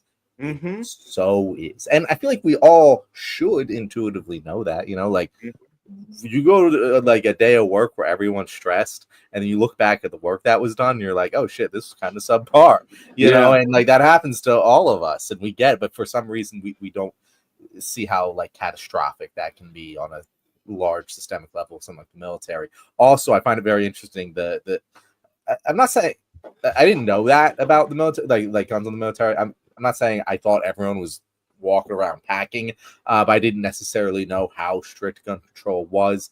But makes sense, I mean, everything in the military life is very, strict, and this is where things go, and this is where you are at this time in this way. So that makes sense. It's just very funny because it's like, as you say all the time, TJ, if it didn't work, the military wouldn't do it. Yeah, that's that's the type of gun control that I support. I'm not one of those. We have to take everyone's guns away, but you have to have extensive fucking training, a lot of fucking training. It needs to be locked up. It can't be carried around in public. Like, yeah, that would be all the things. And like to all the people who would say, oh well, then that's what made this such a big target. Then no, it fucking didn't, because it's only happened 3 times in history. So they've always been this way. Oh God, listen, I a part of me hates saying it, but it's so true. Listen, so much stuff that the military does makes so much sense. It's just like when you like how they do evaluations, how they keep order and stuff. And of course, it's a military organization, so they have all the power in the world to implement it. Mm-hmm. But when you look at a lot of their policies, you're like, oh, okay. It's like off your wagon, what John is mentioning there.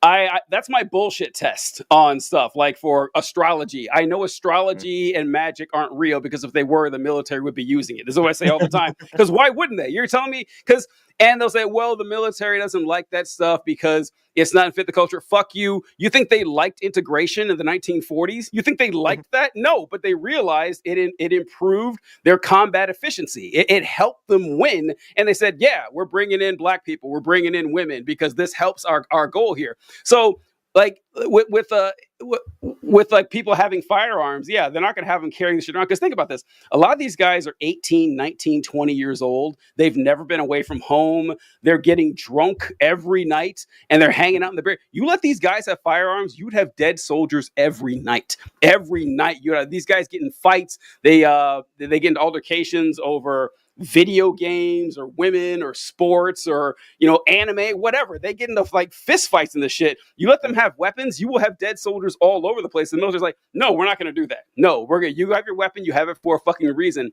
I hate glazing the military with this. I shit on it all the time, but no, their rules make a lot of sense. Yeah. And to circle it back around then to where do you guys think it's, because I know TJ, you're surprised it doesn't happen more, and I think the reason it doesn't happen more is because most people are genuinely allergic to violence. Yes, that's and people I think some people understand that, but they don't really understand. If you go back and you look at the rifles from Gettysburg, you will find that I think more than half of them had multiple musket balls put in the fucking pipe, because they would just aim and not fire because they didn't want to kill anyone. And then they put another bullet in there. They aim and they wouldn't fire because they didn't want to kill anyone. These are soldiers in a fucking war, and they didn't want to kill anyone. So yeah, your average Joe generally doesn't want to kill anyone. It's only in violent fits of rage that most people ever get killed by another person or in a car. But there's very few premeditated acts of violence, because it's it's counter to our biological programming as humans. The humans that were all around killing each other, they didn't last long. And so the humans that survived were the peaceful ones, believe it or not. And we all have, most of us have that. And that's why you don't have more violence. But also, as wealth disparity increases, as the wealthier get wealthier and the poorer get poorer, throughout history, that is when you see the most violence in any society. And it's happening more and more and more. And leadership right now, unstable as a motherfucker. And do you guys think it's going to blow like in a big way in the next couple of years here? I do. I think especially now. So if you follow my content, you know, I used to spend a lot more time on history. Now I've got no time for history because the world is like on fire in 40 million different places every day, and it's hard to focus on, you know, the things that have happened because we've got to focus on the things that are happening. But everything that's going on now is just a remake of the 1920s, right? Like we have a big fight over segregation and civil rights kind of starting to ramp up. Once again, we've got a lot of economic disparity. They're wanting to go back to like company towns, and now that with this crypto shit, it's basically going to be, you know, script, company money again. It's not real money.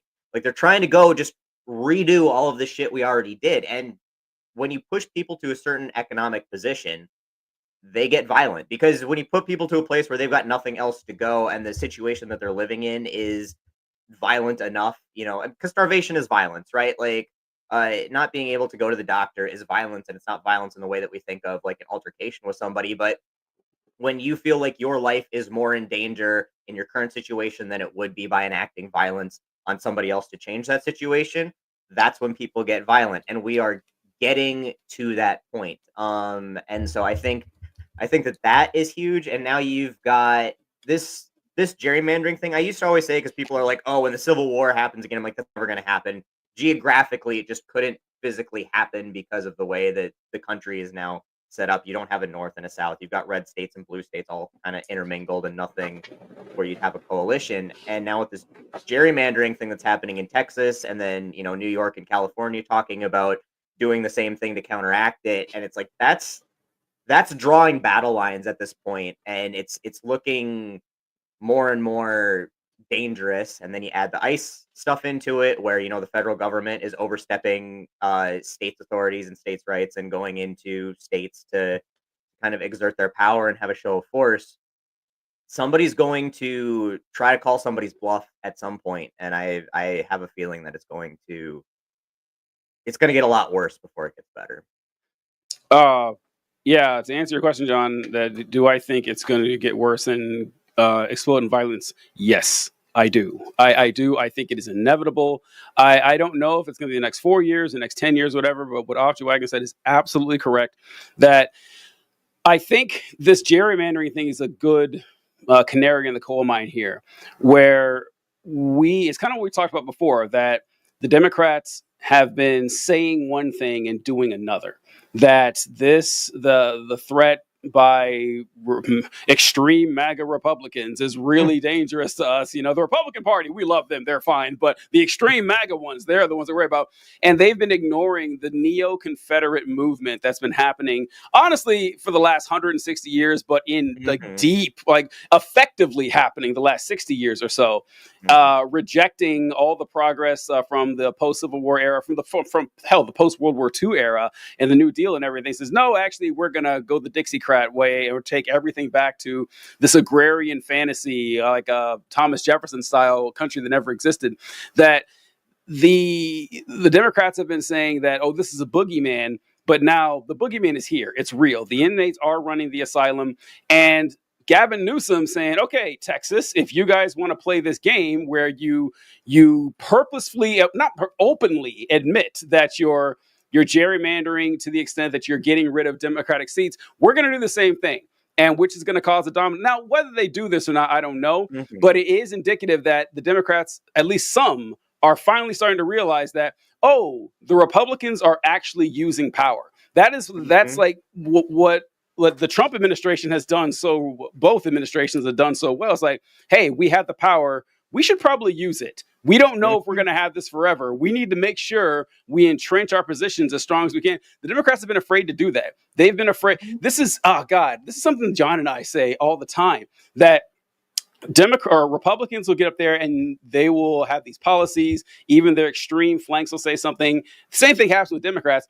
But one thing you never hear Republicans say is, "Oh, how will this go over in swing states? How will this affect us in the middle?" Like with they don't give a fuck. They don't. They have issues in which they're not the majority, but they act like they are, and it works. And the Democrats refuse to learn that lesson. They refuse. They do this tepid shit and see if we can get the gears rolling and everything like that. They do the opposite. They have issues where they are the opposite. majority and they act like they're not. Yeah. And and I think that more and more Democrats will either learn this or they will die, literally and figuratively, right? Like they will either learn it, and if they do learn it, Republicans aren't going to take it sitting down. Like they're not. Like Greg Abbott tried it, honestly, like the most brazen move I've seen in a long time, when he had the National Guard openly defy President Biden at the border.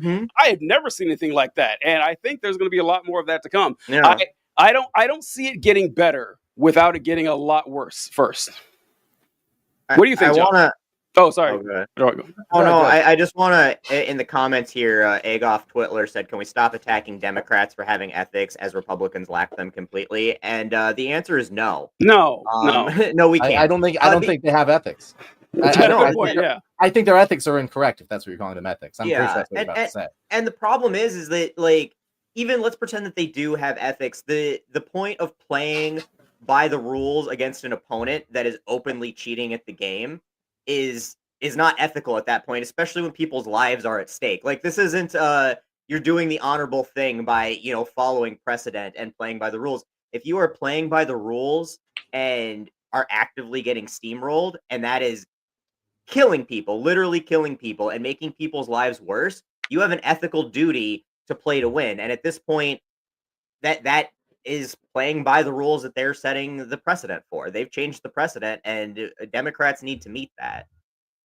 Or there won't be anybody. It'll just be Republicans. And great. Well, we went out on the high road, and that's pat ourselves on the back as we all line up to go into the gulag. And Agolf Twitler, he said circular firing squad there in the comments. And Agolf is a Mr. Twitler, maybe, is a regular. Mr. Twitler. And I don't mean to disparage, but I hate the term circular firing squad because sometimes motherfuckers need to die. Like in sports, right? In a metaphorical sense. In a metaphorical sense, right? In sports, you never see this ever said. When a quarterback goes out and loses a bunch of games, people don't call it a circular firing squad when people are saying we need to play the backup quarterback or we need to go get a better quarterback.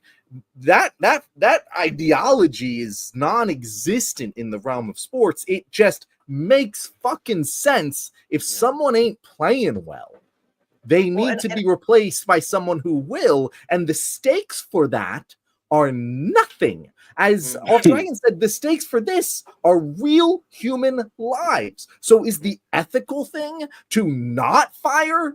Because if we let this person stay in charge, the trolley just keeps running people over. And we can pull the lever and kill one person off. And that person doesn't even die. It's just figurative language. Absolutely. And I think that there's a point, because the left does have a problem with circular firing squads. This is not it. And I think it's important to make that distinction. Like, because going back on the same moral, ethical, logical principle that we just said, you need to criticize our own party for not making the practical steps that they need to take to make actual change. That's what we need to be doing. And when the circular firing squad comes in, like the Gaza people, we can all agree that Gaza is currently experiencing a genocide at the hands of Israel, and we are funding it, and that is completely unacceptable. And many of the politicians that we have been forced to vote for are complicit in this.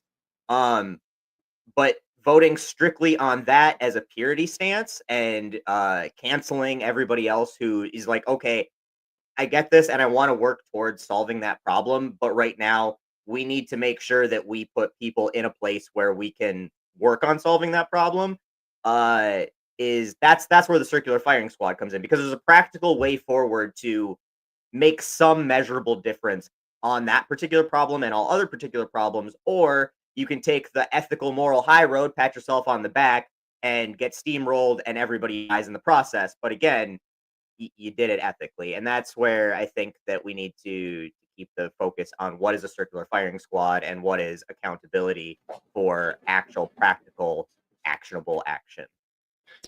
All right. So we're at the end of the show here, John, but I feel like we're kind of obligated to talk about the headline of the show. We didn't mention Elon Musk. Well, yeah, we have to at least mention it. So what were you going to say about Elon and his hilarious attempt to start a third American political party? Yes, real quick on Elon. So in case anyone's confused by this, because I don't blame you, it was a flash in the fucking pan.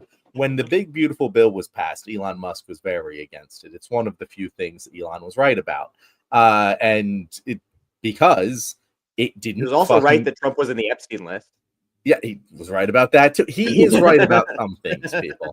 But he was like, I'm going to create my own America party. And it was one of those things where sometimes politicians or figures in the world, they say, I'm going to create a new third party. And it never fucking works. It never works because third parties can't work in a bicameral system. The only thing that could work is that third party eats one of the existing parties, because in a first past the post voting system, defensive voting is a necessity, and you will always vote for the guy most likely to win against the guy who's going to kill you. And it doesn't matter if you prefer this other guy. If he's less likely to win, I'm going to take the defensive vote. And that's why you get a two-party system every single time. That's why you need ranked choice voting. But Elon Musk was interesting because Elon Musk has a lot of fucking money. And while he probably wouldn't succeed, a Musk-funded third party could do real damage to the Republican Party, especially one that's already sort of getting cracked and divided through all of Trump's shenanigans. And it was I was like, excited to see how this plays out. 17 days later, it's fucking kaput. I can't tell you. I was ready to pretend to go to war for Elon Musk. I was ready to go out there and be a pro-America Party fucking influencer just to fucking sabotage the other team. And he's such a pussy for not actually going through with it, which, you know, it's his entire life. But I don't know. I just wanted to fucking shit on Elon Musk a little bit. Wait, I didn't. Yeah, what do you mean it's dead? Like what? Oh, so he never filed the pay. It never exists. Like he hasn't actually created it yet. He stopped talking about it. Close people close to him and specifically in his businesses are saying, nah, he's not doing it. You know, the test the board don't fucking like that shit. It's not going to happen. So that's it seems to be done and kaput. Now, could Elon go on a fucking K-Rager and file the paperwork and wake up and have started the America Party and then decide to stick with it? Maybe. But it does seem like that the wave has receded into the ocean on that. But what were you going to say, OJ? I just think that Elon in general is sunsetting at this point. I mean, I haven't heard shit about him since, you know, he dropped the tweet about Trump being in the Epstein files and bitching about the big beautiful bill. And then like their little honeymoon broke up, and then he's gone now off the radar. And I think he's overplayed his hand to the point where he's lost relevance. And I don't know if he's going to be able to find it again. No, Elon Musk just did my favorite dumb guy thing of we need a third political party that's going to solve all our problems. It's what dumb people, it's what people who don't know anything about politics say to sound like they know about politics. And it's that along with we need to abolish political parties. Those are my two favorite takes for people who don't know how politics works and how none of this could ever make sense if you tried something like that. And yeah, I'm glad, John, you mentioned that. The only way third parties work, there's two ways third parties work. And that's if you have ranked choice voting, in which you have third, fourth, fifth, and sixth viable political parties. Or if you have a third party that eats the second party. And which is what we've seen with MAGA. MAGA is its own party. I think that's a fair assessment that, you know. Are they their own party? Well, the Republicans, yeah, I think so. They don't vote as a block. Well, I MAGA guess doesn't? I guess I mean for so I guess what I would say is the core of the Republican Party, like the racism part, they got that, but Republicans did care about business interests more than MAGA seems to. Like Trump, like they care about what Trump wants. Like honestly, as long as Trump is around, I think it is a MAGA party. Like I can't imagine any other Republican in my lifetime doing this tariff thing. I don't think it could have ever happened under anyone else than Donald Trump. And that's what I kind of mean by it's its own party, because the principles that unite in MAGA is one thing. They So love you could Donald make Trump. the argument that MAGA is like ate the Republican Party. Yes, yes. And it's just still called the Republican Party. Yes, Yeah, that's that's what I was saying. Okay, Is MAGA ate the Republican Party? Yes. Like the Republican Party does not exist anymore. MAGA. Okay, I was misunderstanding. Gelatinous blob. Yeah, and I think the MAGA party will die with Donald Trump, and it will go back to the Republican Party. Still awful, like only marginally. Better is the wrong word. Different, I would say, marginally different than the Republican Party. But people try to point to the third party successes for the president, at least. Like, well, look at Lincoln. Lincoln was a third party candidate. No, he wasn't. He was a second party candidate. By the time Lincoln ran, the Republican Party was the second party. So like it just doesn't work in our system. And everyone who says like they think they're a fucking genius for wanting to start a third party, we have dozens of third parties. They're not going anywhere. You're not the first person to think about this. So yeah, of course, all the people are like, if we just all get together and vote for this one third party for president, they'll win. Yeah. And what I like to say about that off your wagon is that whenever someone recommends this, panacea, this third party that will solve our problems, they never follow it with a list of policies. This third party backs never happens, because if they did, they'd realize how stupid it is and it all falls apart. Yeah, they think the middle is like this block of people in the middle, but no, it's a spectrum like anything else. Like the middle that we have it, people on this side of the middle don't agree at all with this side of the middle or the actual middle. So yeah, it's absurd. Only other frustrating thing about the third party people too is it's like the third party people only show up in a presidential election year and then poof, gone again for the next 4 years. And it's like, if you actually cared, because they're always the biggest people, the person who won't shut the fuck up at the party talking about how we need a third party and all that kind of stuff. They'll run their mouth. And it's like, if you are this passionate about it, if you actually cared about anything other than hearing yourself talk, you would be running these third-party candidates in local races and congressional races and Senate races and governor's races and getting some sort of coalition together to make it a legitimate, viable party. But no, you show up and you throw Jill Stein out there every fucking 4 years, and you're like, this is going to solve our problems. Like, even if she did get elected, which is statistically, mathematically impossible, yes, what the fuck is she going to do when she's up there with two parties that neither support her? Yeah, zero power. I will say there is a party that is doing that. At least I have noticed on my local level, which is the Working Families Party. I don't know if you guys have. Yeah, we have one in Indiana. I've seen them. Yeah, and they're very successful in our last Philadelphia election. And they're running within the Democratic. I think like between Working Families Party, DSA, there could be some sort of coalition built that eats the Democratic Party and they remain the Democratic Party in the same way. Yeah, that's the easiest path. The ship is already there. There's no need to sink the ship. You just have to pirate it. Exactly, pirate the ship. It's so much easier than it is to build your entire brand new vessel. It just doesn't make any sense anyway.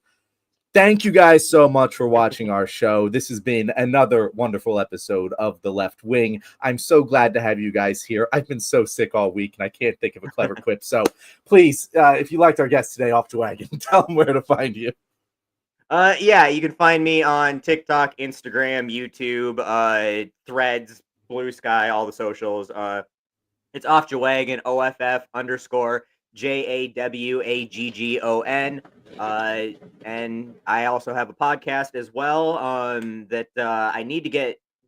John, you've been on it before. I've been on it, TJ. But we haven't gotten TJ on because TJ is busy doing his diamond heist shit or whatever. He's always gallivanting around the world. So we'll get him on there eventually. But that's Let Them Eat Toast. You can find that on my YouTube channel. I've got a playlist podcast there if you want it in video form like this. Otherwise, it's on audio wherever you get your podcasts, and we've had some really great guests. Just recently had Peggy Flanagan, my lieutenant governor, who's running for Senate right now. She's amazing, so check her out. Had Ken Casey on there, lead singer of the Dropkick Murphys, not so long ago. So yeah, go check that out.